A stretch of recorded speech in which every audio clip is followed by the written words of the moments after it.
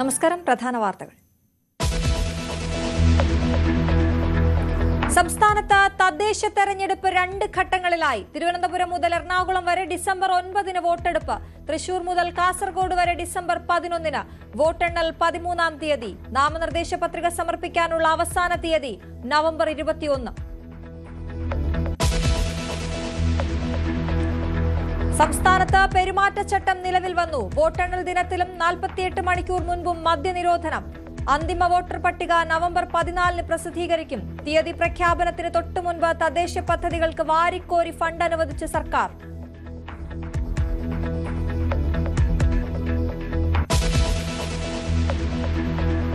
തീയതി പ്രഖ്യാപിച്ചതോടെ തെരഞ്ഞെടുപ്പ് ഒരുക്കത്തിൽ മുന്നണികൾ. തിരുവനന്തപുരത്തെ LDF സ്ഥാനാർത്ഥികളെ ഇന്ന് പ്രഖ്യാപിക്കും. കോഴിക്കോട് കോൺഗ്രസിൽ പൊട്ടിത്തെറി. സ്ഥാനാർത്ഥി നിർണയത്തിൽ രാജ്യഭീഷണിയുമായി നേതാക്കൾ.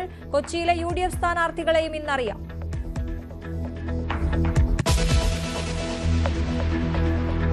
കൊച്ചി തമ്മനത്ത് കൂറ്റൻ ജലസംഭരണി തകർന്നു. ഒഴിവായത് വൻ ദുരന്തം. കുത്തിയൊലിച്ചെത്തിയത് 1 കോടി ലിറ്റർ വെള്ളം.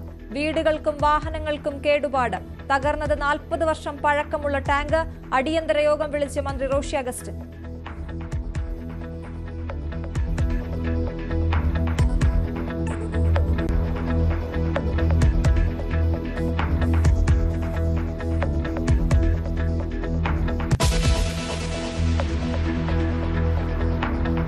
ഫരീദാബാദിൽ സ്ഫോടക വസ്തുക്കളും AK-47 തോക്കുകളുമായി ഡോക്ടർ പിടിയിൽ. പരിശോധനയിൽ കണ്ടെത്തിയത് 350 കിലോ RDX. ജമ്മുകാശ്മീർ സ്വദേശി ആദിൽ അഹമ്മദ് റാത്തർ അറസ്റ്റിൽ. 15 ദിവസത്തിനിടെ ഫരീദാബാദിൽ പിടിയിലാകുന്നത് 2 ഡോക്ടർമാർ.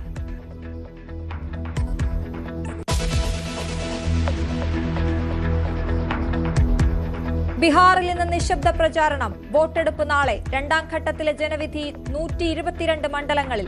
എക്സിറ്റ് പോൾ ഫലങ്ങൾ നാളെ വൈകിട്ട് മുതൽ.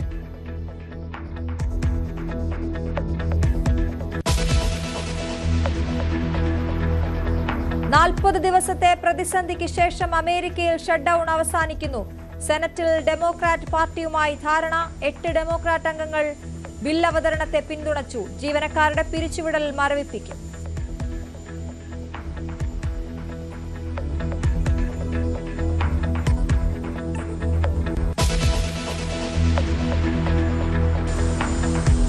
സംസ്ഥാനത്ത് തദ്ദേശ തെരഞ്ഞെടുപ്പ് 2 ഘട്ടമായി നടക്കും. ഡിസംബർ 9 തിരുവനന്തപുരം മുതൽ എറണാകുളം വരെ ആദ്യഘട്ട വോട്ടെടുപ്പ് നടക്കും. ഡിസംബർ 11 തൃശൂർ മുതൽ കാസർഗോഡ് വരെ 2ാം ഘട്ട വോട്ടെടുപ്പും നടക്കും. ഡിസംബർ 13 വോട്ടെണ്ണൽ.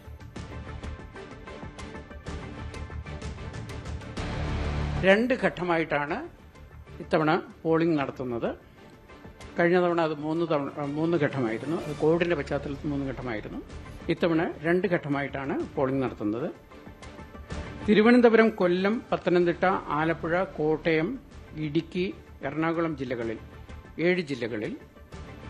തിരുവനന്തപുരം, കൊല്ലം, പത്തനംതിട്ട, ആലപ്പുഴ, കോട്ടയം, ഇടുക്കി, എറണാകുളം ജില്ലകളിൽ 2025 ഡിസംബർ 9 ചൊവ്വാഴ്ചയായിരിക്കും പോളിംഗ്.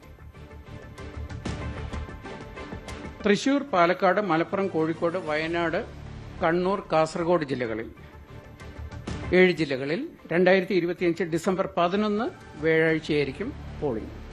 ഡിസംബർ 9 ഡിസംബർ 11 2 ഘട്ടമായി രാവിലെ 7 മണി മുതൽ വൈകുന്നേരം 6 മണി വരെയായിരിക്കും പോളിംഗ്. വോട്ടെണ്ണൽ നടത്തുന്നത് കൌണ്ടിംഗ് 2025 ഡിസംബർ 13 ശനിയാഴ്ചയാണ്. തെരഞ്ഞെടുപ്പ് നടപടികൾ പൂർത്തിയാക്കാനുള്ള അവസാന തീയതി 2025 ഡിസംബർ 18.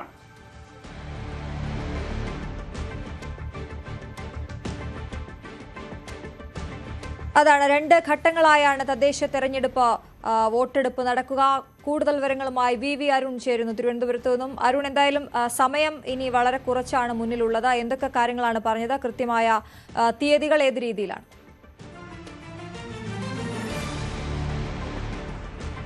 സംസ്ഥാനത്ത് തെരഞ്ഞെടുപ്പ് വിജ്ഞാപനം 14-ാം തീയതി പുറപ്പെടുവിക്കും. തെരഞ്ഞെടുപ്പ് ഷെഡ്യൂളാണ് സംസ്ഥാന തെരഞ്ഞെടുപ്പ് കമ്മീഷണർ A. ഷാജഹാൻ അല്പസമയം മുമ്പ് പ്രഖ്യാപിച്ചത്. നോട്ടിഫിക്കേഷൻ തെരഞ്ഞെടുപ്പ് വിജ്ഞാപനവും തെരഞ്ഞെടുപ്പ് നോട്ടീസ് പരസ്യപ്പെടുത്തലും നവംബർ 14-നാണ്. നാമനിർദ്ദേശ പത്രികകൾ സമർപ്പിക്കാനുള്ള അവസാന തീയതി ഈ നവംബർ 21 വെള്ളിയാഴ്ചയാണ്. നാമനിർദ്ദേശ പത്രികയുടെ സൂക്ഷ്മ പരിശോധന 22-ാം തീയതി നടക്കും. സ്ഥാനാർത്ഥിത്വം പിൻവലിക്കാനുള്ള അവസാന തീയതി നവംബർ 24-ആണ്. 2 ഘട്ടങ്ങളായി സംസ്ഥാനത്ത് വോട്ടെടുപ്പ് നടക്കും. കഴിഞ്ഞ തവണ കോവിഡ് പശ്ചാത്തലത്തിൽ 3 ഘട്ടമായിരുന്നു സംസ്ഥാനത്തെ തദ്ദേശ തെരഞ്ഞെടുപ്പ്. ഇത്തവണ അത് 2 ഘട്ടമായി ചുരുക്കുന്നു. തിരുവനന്തപുരം, കൊല്ലം, പത്തനംതിട്ട, ആലപ്പുഴ, കോട്ടയം, ഇടുക്കി, എറണാകുളം ജില്ലകളിൽ ഡിസംബർ 9 ചൊവ്വാഴ്ചയാണ് ആദ്യഘട്ടത്തിൽ വോട്ടെടുപ്പ് നടക്കുക. 2ാം ഘട്ടം ഒരു ദിവസത്തെ ഇടവേളയ്ക്ക് ശേഷം 11-ാം തീയതി തൃശൂർ, പാലക്കാട്, മലപ്പുറം, കോഴിക്കോട്, വയനാട്, കണ്ണൂർ, കാസർഗോഡ് ജില്ലകളിൽ നടക്കും. വോട്ടെണ്ണൽ നടക്കുന്നത് 13-ാം തീയതി ശനിയാഴ്ചയാണ്. 18-ന് മുമ്പ് തെരഞ്ഞെടുപ്പ് നടപടിക്രമങ്ങൾ പൂർത്തിയാക്കാനാണ് സംസ്ഥാന തെരഞ്ഞെടുപ്പ് കമ്മീഷൻ ഉദ്ദേശിക്കുന്നത്. ഏതായാലും തെരഞ്ഞെടുപ്പ് ഷെഡ്യൂളായി കഴിഞ്ഞു. സംസ്ഥാനത്ത് മാതൃകാ പെരുമാറ്റച്ചട്ടം നിലവിൽ വന്നു. ഇനിയുള്ള സർക്കാരിന്റെ പ്രഖ്യാപനങ്ങൾക്കൊക്കെ തെരഞ്ഞെടുപ്പ് കമ്മീഷന്റെ അനുമതി വേണം. തെരഞ്ഞെടുപ്പിനുള്ള എല്ലാ ഒരുക്കങ്ങളും പൂർത്തിയായതാണ് സംസ്ഥാന തെരഞ്ഞെടുപ്പ് കമ്മീഷൻ വ്യക്തമാക്കുന്നത്. SIR-മായി ബന്ധപ്പെട്ട വോട്ട് ചേർക്കൽ പ്രക്രിയ, എന്യൂമറേഷൻ നടപടിക്രമങ്ങൾ തദ്ദേശ തെരഞ്ഞെടുപ്പിനെ ബാധിക്കുമോ എന്ന ആശങ്കകൾ ഉണ്ടായിരുന്നു. ഒരു ആശങ്കയ്ക്കും അടിസ്ഥാനമില്ല. തുടക്കത്തിലെ പ്രശ്നങ്ങളുണ്ടായിരുന്നു. അതൊക്കെ പരിഹരിച്ച് തെരഞ്ഞെടുപ്പിന്റെ പ്രവർത്തനങ്ങളുമായി മുന്നോട്ട് പോവുകയാണ് കമ്മീഷൻ. ഒരു തരത്തിലും ഇനി തെരഞ്ഞെടുപ്പ് പ്രവർത്തനങ്ങൾ തടസ്സപ്പെടില്ല എന്ന ആത്മവിശ്വാസം കലർന്ന മറുപടിയാണ് സംസ്ഥാന തെരഞ്ഞെടുപ്പ് കമ്മീഷൻ നൽകിയത്. രാഷ്ട്രീയ പാർട്ടികളുടെ ഒരുക്കങ്ങളുടെ സമയമാണ് ഇനി. കൃത്യം ഒരു മാസം നീണ്ടു നിൽക്കുന്ന പ്രചരണം. വലിയ സാമ്പത്തിക ചെലവുള്ള തെരഞ്ഞെടുപ്പാകും സ്വാഭാവികം ഉണ്ടാകുക. അപ്പോഴും ഈ കമ്മീഷൻ വച്ചിട്ടുള്ള സാമ്പത്തിക ചെലവിന്റെ ഒരു പരിധിയുണ്ട്. അത് രാഷ്ട്രീയ പാർട്ടികൾക്ക് മതിയാകില്ല എന്നവർ പൊതുവിൽ നിലപാടെടുക്കുന്നുമുണ്ട്. ഏതായാലും രാഷ്ട്രീയ പാർട്ടികളും തയ്യാറെടുപ്പിൽ തന്നെയാണ്. രാവിലെ CPM general secretary ME baby അല്പസമയം മുമ്പ് KPC അധ്യക്ഷനും അതുപോലെ തന്നെ BJP സംസ്ഥാന അധ്യക്ഷൻ രാജീവ് ചന്ദ്രശേഖരനൊക്കെ മാധ്യമങ്ങളെ കണ്ട് എല്ലാ ഒരുക്കങ്ങളും പൂർത്തിയായി പൂർണ്ണം സജ്ജരാണ് മുന്നണികളെന്ന് അവർ പ്രഖ്യാപിച്ചു കഴിഞ്ഞു. അല്പസമയത്ത് CPM സംസ്ഥാന സെക്രട്ടറി അടക്കമുള്ളവരും മാധ്യമങ്ങളെ കാണുന്നുണ്ട്. നേരത്തെ തന്നെ കോൺഗ്രസും BJPയും പലയിടങ്ങളിലും സ്ഥാനാർത്ഥികളെ പ്രഖ്യാപിച്ചു കഴിഞ്ഞു. ഇടതുമുന്നണി സ്ഥാനാർത്ഥികൾ ഇന്ന് വൈകുന്നേരത്തോടുകൂടി ഇടതുമുന്നണിയും സ്ഥാനാർത്ഥികളെ പ്രഖ്യാപിക്കും. മറ്റ് ചെറുകിട പാർട്ടികളും അതുപോലെ തന്നെ കൂട്ടായ്മകളും ഒക്കെ തദ്ദേശ തെരഞ്ഞെടുപ്പിൽ മത്സരിക്കുന്നുണ്ട്. അവരും തെരഞ്ഞെടുപ്പ് രംഗത്ത് സജീവമായി കഴിഞ്ഞു. ഇനിയുള്ള 4 ആഴ്ചക്കാലം സംസ്ഥാനത്ത് തദ്ദേശ തെരഞ്ഞെടുപ്പ് പ്രവർത്തനങ്ങളാണ്. പരമാവധി വോട്ട് നേടാനുള്ള മുന്നണികളുടെ സ്ഥാനാർത്ഥികളുടെ സ്വതന്ത്രന്മാരുടെയൊക്കെ ശ്രമങ്ങളാണ്. പലയിടത്തും റിബൽ ഭീഷണികൾ മുന്നണികൾക്ക് ഇതിനകം തന്നെ ഉയർന്നു വന്നിട്ടുണ്ട്. പ്രഖ്യാപിക്കുമ്പോഴും പ്രഖ്യാപിക്കുന്നതിന് മുമ്പുമൊക്കെ റിബൽ ഭീഷണികളുണ്ട്. അവരെയൊക്കെ പിന്മാറ്റാനുള്ള ശ്രമങ്ങൾ ഇതിനകം രാഷ്ട്രീയ പാർട്ടി നേതൃത്വങ്ങളും മുന്നണി നേതൃത്വങ്ങളും ഒക്കെ ആരംഭിച്ചിട്ടുണ്ട്.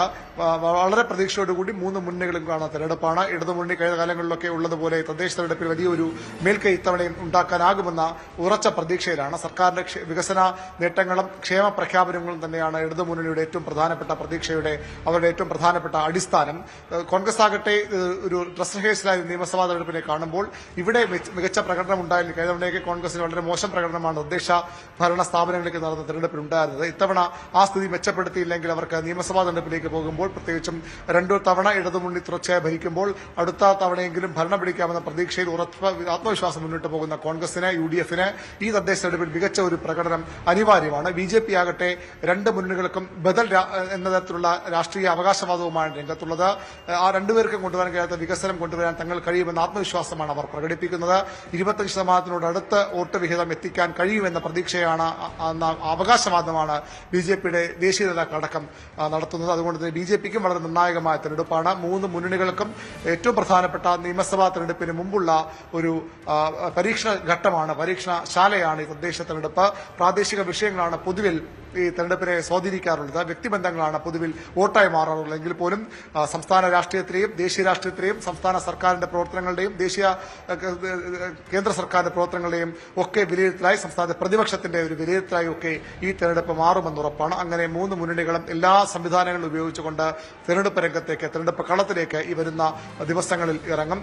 തെരഞ്ഞെടുപ്പ് കമ്മീഷന്റെ ഭാഗത്തുനിന്നുള്ള ഒരുക്കങ്ങൾ പൂർണ്ണ സജ്ജമാണ്. 70,000 പോലീസുകാരെയാണ് 2 ഘട്ടങ്ങളിലായി തെരഞ്ഞെടുപ്പ് ഡ്യൂട്ടിക്ക് നിയോഗിക്കുന്നത്. അതുകൊണ്ടാണ് 2 ഘട്ടമായി ഒരു സുരക്ഷാ ക്രമീകരണങ്ങൾ കൂടി കണക്കിലെടുത്തുകൊണ്ടാണ് 2 ഘട്ടമായി ഈ തെരഞ്ഞെടുപ്പ് നടത്താൻ സംസ്ഥാന തെരഞ്ഞെടുപ്പ് കമ്മീഷൻ തീരുമാനിച്ചത്. അശ്വതി. ശരി, VV അരുണാണ് വിശദവിവരങ്ങൾ നൽകിയത്. നമുക്ക് കോട്ടയത്തേക്ക് പോകാം. അവിടെ നിന്ന് G. ശ്രീജിത്താണ് നമുക്കൊപ്പം ചേരുന്നത്. ശ്രീജിത്ത്, കോട്ടയവും ആദ്യഘട്ടത്തിൽ പെടും.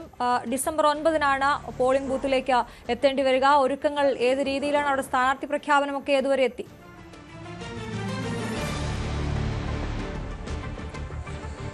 ചർച്ചകൾ തുടരുകയാണ് അശ്വതി. ഏറ്റവും അടുത്ത ദിവസങ്ങളിൽ സ്ഥാനാർത്ഥി പ്രഖ്യാപനം ഉണ്ടാകും എന്നത് തന്നെയാണ് നമുക്ക് മുന്നണികൾ നൽകുന്ന സൂചന. എന്തായാലും സംസ്ഥാനത്താകെ ശ്രദ്ധിക്കപ്പെടുന്ന ഒരു തെരഞ്ഞെടുപ്പായി കോട്ടയത്തെ തെരഞ്ഞെടുപ്പ് മാറും.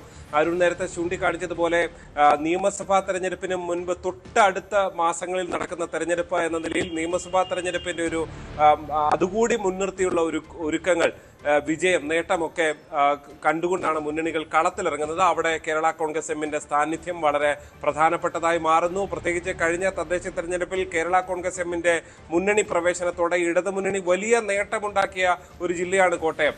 അതിനു മുൻപുള്ള തെരഞ്ഞെടുപ്പിൽ 50 പഞ്ചായത്തുകൾ UDF ഭരിച്ചെങ്കിൽ ജില്ലാ പഞ്ചായത്ത് അടക്കം ബ്ലോക്ക് പഞ്ചായത്തിലടക്കം വലിയ മുന്നേറ്റം ഉണ്ടാക്കിയെങ്കിൽ അവിടെ നേരെ തിരിച്ചാണ് കേരള കോൺഗ്രസ് എമ്മിന്റെ വരവോടെ കഴിഞ്ഞ തെരഞ്ഞെടുപ്പിൽ ജില്ലയിൽ LDF-നുണ്ടായത്. 71-ൽ 51 പഞ്ചായത്തും ഇടതുമുന്നണി ഭരിക്കുന്ന നില വന്നു. ബ്ലോക്ക് പഞ്ചായത്തിൽ 11-ൽ 10ഉം LDF, ജില്ലാ പഞ്ചായത്ത് ഭരണം LDF. അങ്ങനെ UDF-ന്റെ ഒരു പരമ്പരാഗത കോട്ടയായ ജില്ലയിൽ അവിടെ കേരള കോൺഗ്രസ് എമ്മിന്റെ മാറ്റത്തോടെ ഉണ്ടായ വലിയ ഒരു തിരിച്ചടിയാണ് UDF ഇത്തവണ അത് പരിഹരിക്കാൻ ശ്രമിക്കുന്നത്. കേരള കോൺഗ്രസ് എമ്മിനെ പലതവണ മുന്നണിയിലേക്ക് ക്ഷണിച്ചെങ്കിലും അവർ ഇടതുമുന്നണിയിൽ ഉറച്ചു നിൽക്കുന്നു എന്ന് പറയുമ്പോൾ ഇത്തവണ കോൺഗ്രസിന് കരുത്ത് തെളിയിക്കേണ്ട ഒരു ജില്ലയായി മാറുന്നു. അപ്പോൾ കേരള കോൺഗ്രസ് ഐക്യ ജനാധിപത്യ മുന്നണി പ്രവർത്തനങ്ങളുമായിട്ട് മുന്നോട്ട് പോകുന്നു.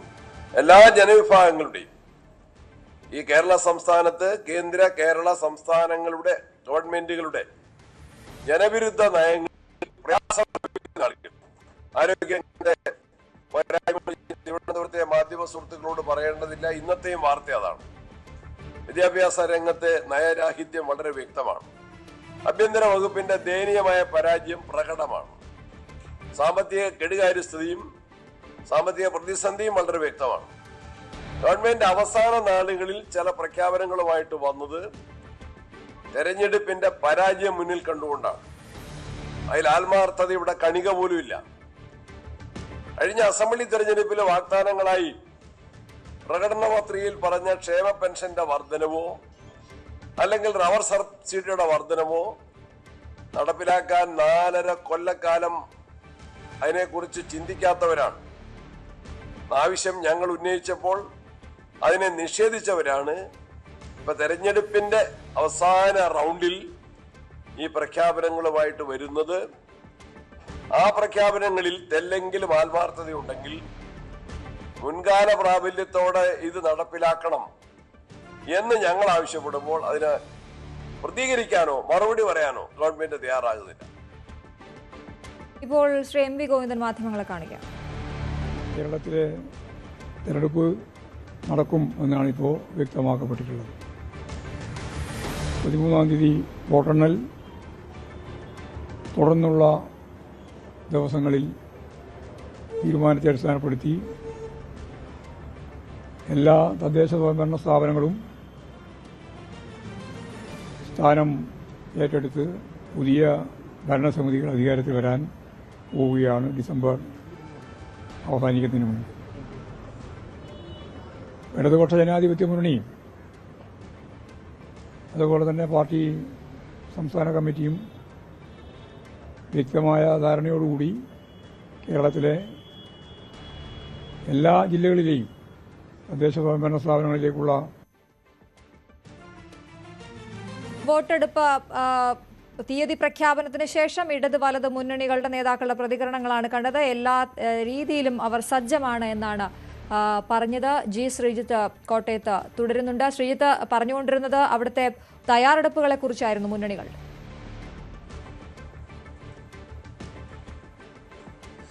കേരള കോൺഗ്രസ് എമ്മിന്റെ സാന്നിധ്യത്തെക്കുറിച്ചും അവരുണ്ടാക്കിയ നേട്ടത്തെക്കുറിച്ചുമാണ് പറഞ്ഞുകൊണ്ടിരുന്നത്. ആ നേട്ടം തുടരാനായില്ലെങ്കിൽ കേരള കോൺഗ്രസ് എമ്മിന് ഈ തെരഞ്ഞെടുപ്പിൽ വലിയൊരു തിരിച്ചടി ഉണ്ടായാൽ അത് UDF-ന് ഒരു പരിധിവരെ വലിയ ആയുധമാകുമെന്ന കാര്യത്തിൽ യാതൊരു സംശയമില്ല.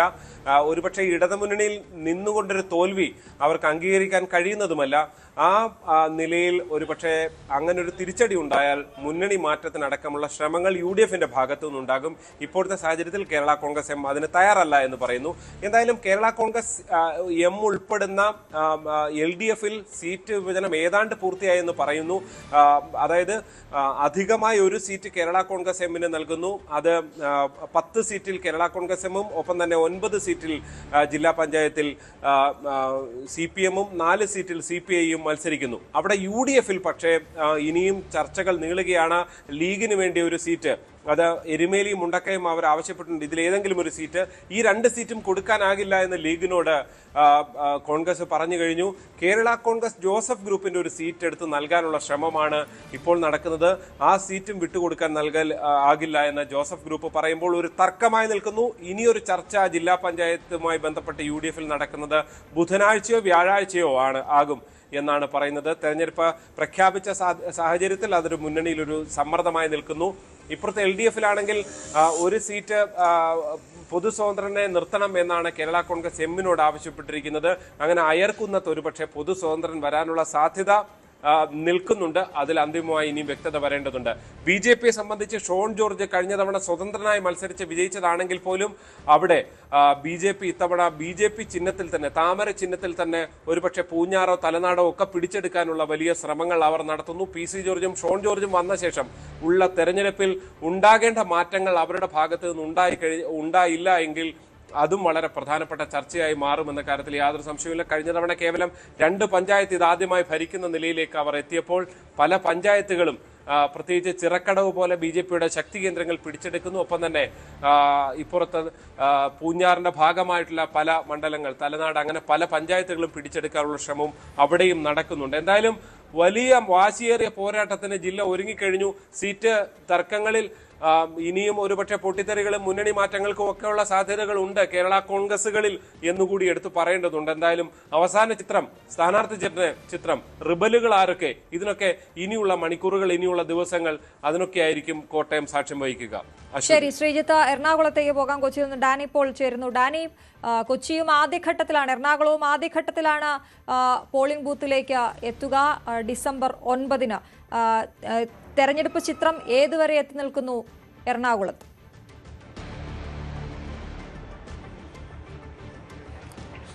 തെരഞ്ഞെടുപ്പിനുള്ള ഒരു സ്ഥാനാർത്ഥി പ്രഖ്യാപനത്തിലേക്ക് കടക്കേണ്ട ഒരു ഘട്ടമേ ഇടതുമുന്നണി ഉള്ളൂ. കാരണം ആ രീതിയിലുള്ള ഒരു ഒരുക്കങ്ങൾ പൂർത്തിയാക്കുന്നു. പക്ഷേ UDF-ലേക്കുള്ള ചർച്ചകൾ പുരോഗമിക്കുന്നു. UDF-ൽ ഇനിയും ഒരുപക്ഷെ അതിൻ്റെ ഒരു ചർച്ചകളുടെ ഒരു അന്തിമഘട്ടത്തിലേക്ക് കടക്കുക എന്നതാണ്. പൊതുവിൽ എറണാകുളം ജില്ലയെക്കുറിച്ച് പറയുമ്പോൾ UDF-ന് സ്വാധീനമുള്ള, ഏറെക്കുറെ ഒരു അപ്രമാദിത്വമുള്ള ഒരു മേഖല എന്നെല്ലാം തന്നെ പറയാമെങ്കിലും ചിലയിടങ്ങളിലെല്ലാം തന്നെ ഇടതുപക്ഷവും താരതമ്യേന ശക്തരാണ്.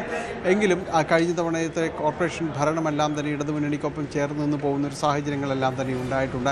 നിലവിൽ ചർച്ചകൾ അത് ഏതാണ്ട് ഇടതുമുന്നണിയിൽ ചർച്ചകൾ പൂർത്തീകരിക്കപ്പെട്ടിരിക്കുന്നു. അതനുസരിച്ച് ജില്ലാ പഞ്ചായത്ത് കഴിഞ്ഞ ഒരു ദീർഘകാലമായിട്ട് ഏതാണ്ട് 20 വർഷത്തിലധികമായിട്ട് UDF-ആണ് ഭരിക്കുന്നത്. അതാണ് ഒരു പ്രധാന ടാർഗറ്റ് എന്ന രീതിയിൽ ഇടതുമുന്നണി കാണുന്നത്. അവിടെ CPI-യുമായിട്ടുള്ള ഒരു സീറ്റ് വിഭജന ചർച്ചകൾ അത് പൂർത്തീകരിക്കുകയും ചെയ്തിട്ടുണ്ട്. UDF-ന് വളരെയധികം മേൽക്കൈയുള്ള ഒരു മേഖലയാണ് ജില്ലാ പഞ്ചായത്ത് എന്ന് പറയുമ്പോൾ. അവിടെ 7 സീറ്റുകളിൽ മത്സരിക്കാനാണ് CPI-ആയിട്ട് ധാരണയായിട്ടുള്ളത്. അവിടെ 2 സീറ്റ് കോൺഗ്രസ് എമ്മിന് നൽകുന്നതും 1 സീറ്റ് ജനതാദൾ എസിന് നൽകാനെല്ലാം തന്നെ ആ ധാരണയിലേക്ക് വന്നിട്ടുണ്ട്. മറ്റിടങ്ങളിൽ കൊച്ചിൻ കോർപ്പറേഷൻ നേതാവ് രമേശ് ചെന്നിത്തല മാധ്യമങ്ങളെ കാണുക. വാശി എല്ലാ പ്രവർത്തകരിലും ജനങ്ങളിലുമുണ്ട്. അഴിമതിയിലും കെടുകാര്യസ്ഥതയിലും മുങ്ങിത്താണുകൊണ്ടിരിക്കുന്ന 50 വർഷത്തെ ഭരണമാണ് കോഴിക്കോട് ജനതയ്ക്ക് ഉള്ളത്. കോഴിക്കോട് നഗരത്തിന്റെ നഷ്ടപ്രതാപങ്ങൾ വീണ്ടെടുക്കാൻ, മലബാറിന്റെ തലസ്ഥാനമായ കോഴിക്കോടിന്റെ അന്തസ്സ് ഉയർത്തിപ്പിടിക്കാൻ UDF നേതൃത്വത്തിലുള്ള ഒരു ഭരണത്തിന് മാത്രമേ കഴിയുള്ളൂ എന്നത് തെളിയിക്കപ്പെട്ട കാര്യമാണ്. അഴിമതിയും കൊള്ളയും നടത്തി ജനങ്ങളെ കബളിപ്പിക്കുന്ന തുടർഭരണത്തിന്റെ കെടുതികൾ മനസ്സിലാക്കിക്കൊണ്ട് ജനങ്ങൾ ഇത്തവണ ഒരു മാറ്റത്തിന് നേതൃത്വം കൊടുക്കുമെന്ന് ഞങ്ങൾക്ക് ഉറപ്പുണ്ട്.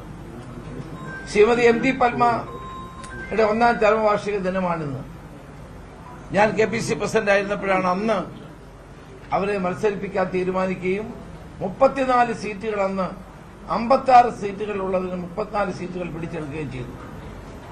പക്ഷേ മറ്റ് ചില പ്രദേശങ്ങൾ കൂടി കൂട്ടിച്ചേർത്ത് എണ്ണം വർദ്ധിപ്പിച്ചതുകൊണ്ടാണ് അന്ന് കോർപ്പറേഷൻ പിടിക്കാൻ കഴിയാതെ പോയത്.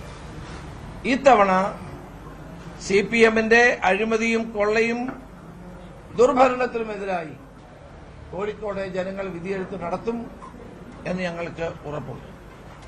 ഇത്തവണ കാണുന്ന ഏറ്റവും വലിയ പ്രത്യേകത പ്രവർത്തകർ വളരെ ആവേശഭരിതരാണ്. ജനങ്ങൾ വളരെയേറെ മാറ്റത്തിന് വേണ്ടി കാത്തിരിക്കുകയാണ്. അതുകൊണ്ട് ജനങ്ങളുടെ വികാരത്തെ പൂർണ്ണമായി ഉൾക്കൊണ്ടുകൊണ്ട് നേതാക്കളും പ്രവർത്തകരും പ്രവർത്തിച്ചു എന്നുള്ളതാണ് ഏറ്റവും പ്രധാനപ്പെട്ടത്. ഇവിടെ നിന്ന് ഞങ്ങൾ ഒരു സ്ഥാനാർത്ഥിയെ അടിച്ചേൽപ്പിച്ചിട്ടില്ല. വാർഡുകളിൽ നിന്ന് വരുന്ന സ്ഥാനാർത്ഥികൾ വാർഡുകളിലെ പ്രവർത്തകരും ജനങ്ങളും ഇഷ്ടപ്പെടുന്ന സ്ഥാനാർത്ഥികളെയാണ് അവിടെ നിന്ന് തെരഞ്ഞെടുത്ത് ജില്ലാ കോൺഗ്രസ് കമ്മിറ്റിക്ക് നൽകിയിട്ടുള്ളത്. അതിന് ഒരു വ്യത്യാസവും വരുത്താതെയാണ്. എന്നാൽ മറ്റ് ഘടകങ്ങൾ കൂടി പരിശോധിച്ചിട്ടാണ് ഈ സ്ഥാനാർത്ഥി പട്ടികയിൽ 22 പേരെ ഇപ്പോൾ പ്രഖ്യാപിക്കുന്നത്. ബാക്കിയുള്ളത് ഉടൻ പ്രഖ്യാപിക്കും. അപ്പൊ ജനങ്ങളിൽ ഒരു മാറ്റം വേണമെന്നുള്ള ആഗ്രഹം വളരെ സജീവമാണ്. അതുകൊണ്ടാണ് ഇത്തവണ ജില്ലാ പഞ്ചായത്ത് കോഴിക്കോട് ജില്ലാ പഞ്ചായത്തിലേക്ക് 7 സീറ്റുകൾ ഓൾറെഡി നമ്മൾ പ്രഖ്യാപിച്ചു കഴിഞ്ഞു. ഇനി 7 സീറ്റൂടെ പ്രഖ്യാപിക്കാനുണ്ട്. അതും വൈകാതെ പ്രഖ്യാപിക്കും. ഗ്രാമതലങ്ങളിൽ, പഞ്ചായത്തുകളിൽ, മുനിസിപ്പാലിറ്റികളിലൊക്കെ വളരെ വേഗതയിൽ സ്ഥാനാർത്ഥി നിർണയം നടന്നുകൊണ്ടിരിക്കുകയാണ്. ഏതാനും ദിവസങ്ങൾക്കുള്ളിൽ തന്നെ ജില്ലാ കോൺഗ്രസ് കമ്മിറ്റിയും ജില്ലാ സ്റ്റിയറിംഗ് കമ്മിറ്റിയും അതിനുള്ള അനുവാദം കൊടുത്ത് അതിന്റെ പ്രവർത്തനങ്ങളും മുന്നോട്ട് കൊണ്ടുപോകും. കേരളത്തിൽ ആദ്യമായിട്ടാണ് കോൺഗ്രസ് UDF ഒരു വൻതോതിലുള്ള മുന്നൊരുക്കം ഈ തെരഞ്ഞെടുപ്പിൽ നടത്തിയത്. മിഷൻ 2025 എന്ന നിലയിൽ പഞ്ചായത്ത് തെരഞ്ഞെടുപ്പ് ജയിക്കാൻ വേണ്ടി വയനാട് നടന്ന ക്യാമ്പ് ഞാൻ ഓർമ്മിപ്പിക്കുന്നു. ആ ക്യാമ്പിലെടുത്ത തീരുമാനം അക്ഷരാർത്ഥത്തിൽ നടപ്പാക്കുകയാണ്. അന്ന് mission 2025 Shri K Sudhakaran president ആയിരുന്ന സമയത്ത് ആരംഭിച്ചതാണ്. പിന്നീട് ശ്രീ സണ്ണി ജോസഫ് KPC പ്രസിഡന്റ് ആയപ്പോൾ അത് തുടരുകയാണ്. കേരളം അങ്ങോളം ഇങ്ങോളം UDF-ന് അനുകൂലമായൊരു തരംഗം നിലനിൽക്കുന്നു. ജനം മാറ്റം ആഗ്രഹിക്കുന്നുണ്ട്. അതുകൊണ്ട് തന്നെ UDF-ന് അനുകൂലമായ ഒരു തരംഗം പ്രതീക്ഷിക്കുന്നു എന്നാണ് രമേശ് ചെന്നിത്തല പറയുന്നത്. അദ്ദേഹത്തിന്റെ വാർത്താ സമ്മേളനം തുടരുകയാണ് KPCC-യിൽ. ഇപ്പോൾ ഡാനി പോളാണ് നമ്മളോട് സംസാരിച്ചുകൊണ്ടിരുന്നത്. ഡാനി, തുടരാം. വലിയ ആത്മവിശ്വാസം പ്രകടിപ്പിക്കുന്നുണ്ട് മുന്നണികൾ.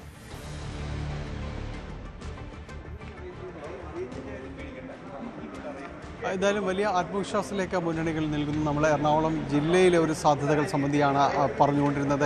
ഇതേ ആത്മവിശ്വാസം തന്നെ ജില്ലയിൽ പ്രധാനപ്പെട്ട ആ ജില്ലയായ എറണാകുളത്തെ മുന്നണികളും ഇതേ ആത്മവിശ്വാസം തന്നെ പ്രകടിപ്പിക്കുന്നു. നമ്മൾ നേരത്തെ പറഞ്ഞതുപോലെ ആ UDF വലിയ രീതിയിൽ മേൽക്കൈയുള്ളൊരു മേഖലയാണ്. എങ്കിലും ഇടതു മുന്നണിക്ക് വലിയ ചിലപ്പോഴെങ്കിലും തന്നെ നല്ല രീതിയിൽ തിരിച്ചടി കൊടുക്കാനും കഴിഞ്ഞിട്ടുണ്ട്. പക്ഷേ ഇക്കുറി എല്ലാവരും ഉറ്റുനോക്കുന്നത് BJP ഏത് രീതിയിലാണ് ഇവിടെ ഒരു നേട്ടമുണ്ടാക്കുന്നത് എന്നത് സംബന്ധിയായ കാര്യങ്ങളിലാണ്. കഴിഞ്ഞ വർഷം കൊച്ചി കോർപ്പറേഷനിൽ ഏതാണ്ട് 5 സീറ്റുകൾ അവർക്ക് കടന്നു വരാനായിട്ട് കഴിഞ്ഞിരുന്നെങ്കിൽ നേരത്തെ ഉണ്ടായിരുന്ന 1 സീറ്റുകളിൽ നിന്നാണ് വളരെ പെട്ടെന്ന് ഈ 5 സീറ്റുകളിലേക്കെല്ലാം തന്നെ കടന്നു വരാനായിട്ട് പറ്റിയിരുന്നു. ഇക്കുറി അതിനും ഇരട്ടിയിലധികത്തിലേക്ക് തങ്ങൾ നീങ്ങുമെന്ന് പറയുമ്പോൾ അത് തീർച്ചയായും മുന്നണി സമവാക്യങ്ങളെ തന്നെ പൊളിച്ചെഴുതാൻ കഴിപ്പുള്ള ഒരു വരവ് തന്നെയായിരിക്കും. പക്ഷേ അതേസമയം തന്നെ 2020 ഇപ്പോൾ പ്രാദേശിക തലത്തിലേക്ക് പഞ്ചായത്തുകൾ വിട്ട് നഗരത്തിലേക്ക് വരുന്നു എന്നതാണ്.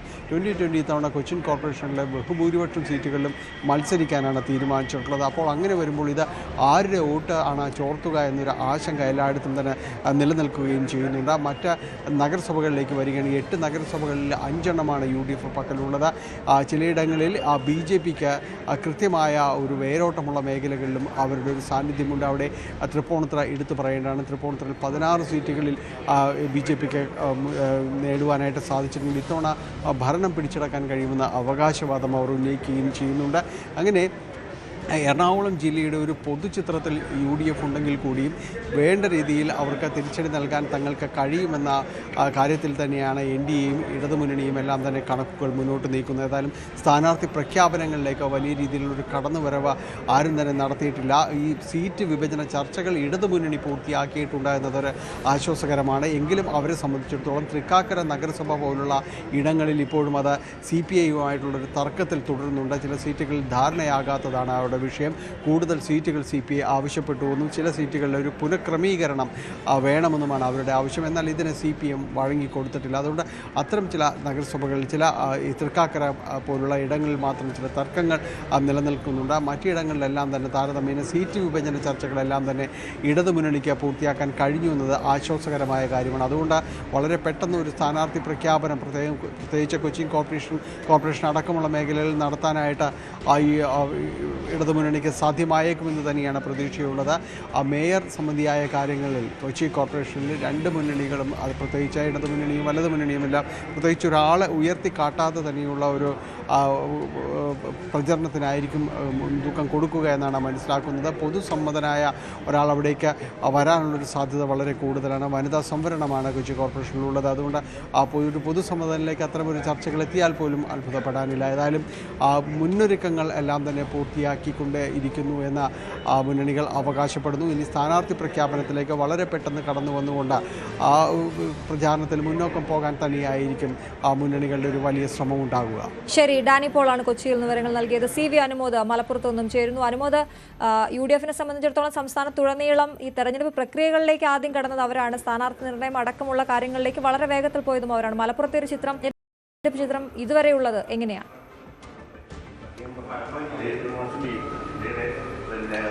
അശ്വതി, നമുക്കറിയാം UDFന് മൃഗീയ ആധിപത്യമുള്ള ജില്ലയാണ് മലപ്പുറം. എപ്പോഴും UDFനെ സംബന്ധിച്ച് ഏറ്റവും അധികം സീറ്റുകൾ ലഭിക്കുന്ന ജില്ല കൂടിയാണ് മലപ്പുറം.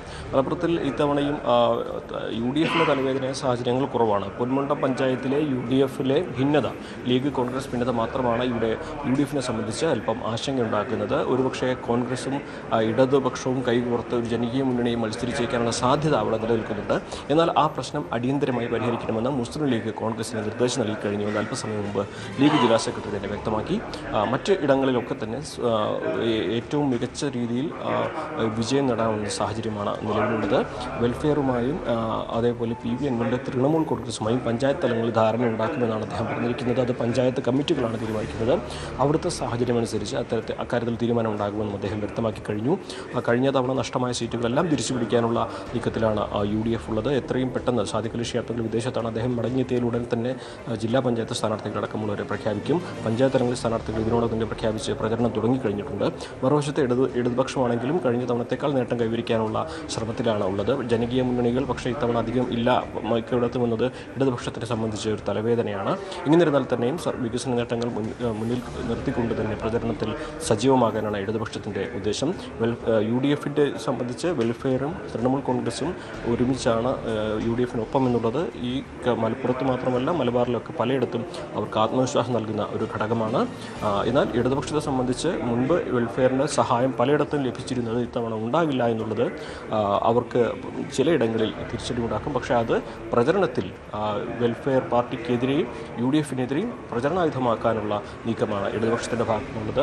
ഇതാണെങ്കിലും മലപ്പുറം ജില്ലയിൽ UDFിൻ്റെ മേധാവിത്വം നിലനിർത്തുമെന്ന് UDF ഉറപ്പിച്ചു പറയുമ്പോൾ കഴിഞ്ഞ തവണ നേടിയ സീറ്റുകളേക്കാൾ നേട്ടം ഉണ്ടാക്കുമെന്ന പ്രതീക്ഷയാണ് ഇടതുപക്ഷത്തിനുള്ളത്. ശരി, CV അനുമോദാണ് മലപ്പുറത്ത് നിന്നും വിവരങ്ങൾ നൽകിയത്. തെരഞ്ഞെടുപ്പിന് സജ്ജമെന്ന് CPM സംസ്ഥാന സെക്രട്ടറി MV ഗോവിന്ദൻ അല്പസമയം മുമ്പ് പ്രതികരിച്ചു. ഇടതുപക്ഷ ജനാധിപത്യ മുന്നണിയും അതുപോലെ തന്നെ പാർട്ടി സംസ്ഥാന കമ്മിറ്റിയും വ്യക്തമായ ധാരണയോടുകൂടി കേരളത്തിലെ എല്ലാ ജില്ലകളിലെയും തദ്ദേശ സ്വയംഭരണ സ്ഥാപനങ്ങളിലേക്കുള്ള സ്ഥാനാർത്ഥികളെ ഏതാണ്ട് നിശ്ചയിച്ച് കഴിഞ്ഞിട്ടുണ്ട്. ഏകോപിതമായി ഇടതുപക്ഷ ജനാധിപത്യ മുന്നണിയും ഈ തെരഞ്ഞെടുപ്പ് പോരാട്ടത്തിൽ വർദ്ധിത ആവേശത്തോടെ പങ്കെടുക്കാൻ പോവുകയാണ്. വളരെ ശക്തിയായ രീതിയിൽ ഇടതുപക്ഷ ജനാധിപത്യത്തിലൂടെ തിരിച്ചുവരവ്, കഴിഞ്ഞതിനേക്കാൾ കൂടുതൽ സീറ്റും സ്ഥാപനങ്ങളും നേടിക്കൊണ്ട് മുന്നോട്ടേക്ക് പോകും എന്ന് തന്നെയാണ് പ്രതീക്ഷിക്കുന്നത്. ന്യൂസ് ഡെസ്കിൽ നിന്നും ആർ കിരൺ ബാബു കൂടി നമുക്കൊപ്പം ചേരുന്നു. കിരൺ, പെരുമാറ്റച്ചട്ടം, തെരഞ്ഞെടുപ്പ് പെരുമാറ്റച്ചട്ടം നിലവിൽ വന്നിരിക്കുന്നു. കൃത്യമായി ഇനി എണ്ണയിട്ട യന്ത്രം പോലെ മുന്നണികൾ പ്രവർത്തിക്കേണ്ട സമയമാണ് മുന്നിലുള്ളത്. കഴിഞ്ഞ തവണത്തേതിനേക്കാൾ എന്ന ലക്ഷ്യത്തോടെ ആയിരിക്കും മൂന്ന് മുന്നണികളും ഈ സമയത്ത് പ്രവർത്തിക്കുക. എന്തൊക്കെയാണ്, ഏത് രീതിയിലാണ് അതിനെ കാണുന്നത്? അശ്വതി, ഈ തെരഞ്ഞെടുപ്പിന്റെ ഏറ്റവും പ്രധാനപ്പെട്ട പ്രത്യേകത കഴിഞ്ഞ 2 തവണയും ഈ തദ്ദേശ തെരഞ്ഞെടുപ്പ് നടക്കുന്നതിന് ഏകദേശം 5-6 മാസങ്ങൾക്ക് ശേഷമായിരുന്നു നിയമസഭാ തെരഞ്ഞെടുപ്പ്. ഈ 2 തെരഞ്ഞെടുപ്പുകളുടെ ഇടയിൽ 6 മാസത്തിലധികം ഒരു ഗ്യാപ്പ് ഉണ്ടായിരുന്നു. എന്നാൽ ഇത്തവണ അങ്ങനെയല്ല. പരമാവധി 3 മാസം അല്ലെങ്കിൽ 4 മാസത്തെ ഗ്യാപ്പ് മാത്രമാണ്. ഏപ്രിലോ മെയ്യിലോ നിയമസഭാ തെരഞ്ഞെടുപ്പ് നടക്കേണ്ടതുണ്ട്. ഡിസംബറിലാണ് ഈ തെരഞ്ഞെടുപ്പ് നടക്കുന്നത്. അത് കഴിഞ്ഞാൽ 3 അല്ലെങ്കിൽ പരമാവധി 4 മാസം മാത്രമാണ് ഈ രാഷ്ട്രീയ പാർട്ടികളിലെല്ലാം മുന്നിലുള്ളത്. കേരളത്തെ സംബന്ധിച്ച് ഇനി ഒരു മൂന്നാമതൊരിക്കൽ കൂടി ഭരണം ഉറപ്പിക്കണം, അല്ലെങ്കിൽ ആ ഭരണം നിലനിർത്തണം എന്നുള്ള ഉറച്ച വാശിയിലാണ് CPM-ഉം ഇടതുമുന്നണിയും നീങ്ങുന്നത്. 10 വർഷമായി ഭരണത്തിന് പുറത്തു നിൽക്കുന്ന UDF-നെ സംബന്ധിച്ച് എന്തുവിധേനയും ഭരണം തിരിച്ചുപിടിച്ചേ മതിയാവൂ എന്ന ഉറച്ച വാശിയിൽ നിൽക്കുകയാണ്. അതോടൊപ്പം തന്നെ BJP-യും അവരുടെ നില മെച്ചപ്പെടുത്തണം, അല്ലെങ്കിൽ ഈ കേരളത്തിൽ കഴിഞ്ഞ തൃശ്ശൂരിലൊക്കെ ലഭിച്ച ഒരു വലിയ വിജയത്തിൻ്റെ പശ്ചാത്തലത്തിൽ നിയമസഭയിലേക്കും അത്തരത്തിലേക്ക് ഒരു വലിയ മുന്നേറ്റം ഉണ്ടാക്കണം എന്നുള്ള വാശിയിലാണ് നിൽക്കുന്നത്. അത്തരമൊരു ഘട്ടത്തിൽ ഈ തദ്ദേശ തെരഞ്ഞെടുപ്പിൻ്റെ ഫലം ഈ 3 പാർട്ടികളെ സംബന്ധിച്ചും 3 മുന്നണികളെ സംബന്ധിച്ചും ഏറ്റവും പ്രാധാന്യം അർഹിക്കുന്ന ഒന്നാണ്. കാരണം ഇതിലെ ഫലത്തിൽ ഏതെങ്കിലും തരത്തിൽ ഇടിവ് പറ്റിയാൽ അല്ലെങ്കിൽ ഒരു കോട്ടം പറ്റിയാൽ അത് പരിഹരിക്കാൻ പറ്റിയ ഒരു സമയം ഇനി മുന്നിലില്ല. പരമാവധി 3-4 മാസം മാത്രമാണ് മുന്നിലുള്ളത്. അതുകൊണ്ട് തന്നെ ഈ ഫലത്തിൻ്റെ ഒരു റിഫ്ലക്ഷൻ സ്വാഭാവികമായും തദ്ദേശ ഫലത്തിൻ്റെ റിഫ്ലക്ഷൻ നിയമസഭയിലും ഉണ്ടാവാൻ സാധ്യതയുണ്ട്. തദ്ദേശ തെരഞ്ഞെടുപ്പിൽ പലപ്പോഴും രാഷ്ട്രീയ പാർട്ടികൾക്ക് അപ്പുറത്തേക്ക് വ്യക്തികളുടെ മികവിനൊക്കെ വോട്ട് ഇടാൻ സാധ്യതയുള്ള ഒന്നുകൂടിയാണ്. നിയമസഭയിലേക്കോ ലോക്സഭയിലേക്കോ വോട്ട് ചെയ്യുന്നത് പോലെയല്ല.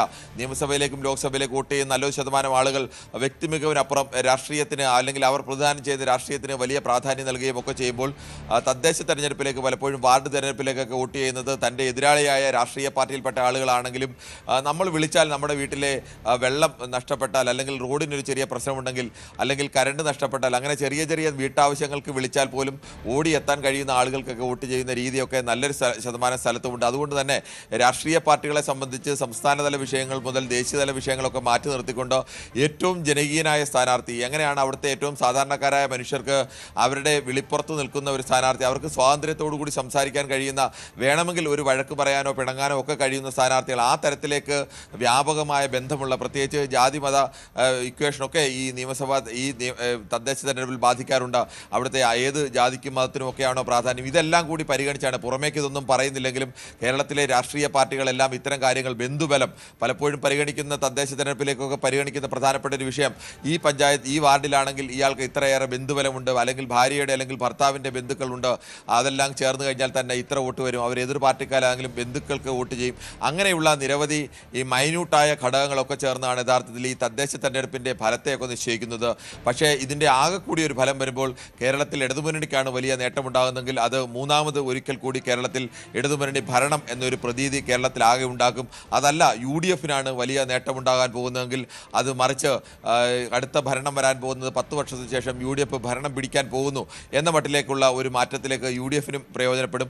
അതുകൊണ്ട് തന്നെ ഈ രാഷ്ട്രീയ പാർട്ടികളെല്ലാം തന്നെ സ്ഥാനാർത്ഥി നിർണ്ണയത്തിൽ ഏറ്റവും സൂക്ഷ്മത പാലിക്കുന്ന ഒരു ഘട്ടം കൂടിയാണ്. സാധാരണ നിലയിൽ ഉണ്ടാകുന്ന തരത്തിലേക്കുള്ള സ്ഥാനാർത്ഥി നിർണ്ണയവുമായി ബന്ധപ്പെട്ടുള്ള വിമത നീക്കങ്ങൾ, അല്ലെങ്കിൽ ഏറ്റവും കൂടുതൽ വിമത നീക്കങ്ങളും എതിർ ചേരിയിലേക്ക് പെട്ടെന്ന് പോയി സ്ഥാനാർത്ഥിയാവുന്നതും ഒക്കെ നടക്കുന്നത് പഞ്ചായത്ത് തെരഞ്ഞെടുപ്പിലാണ്.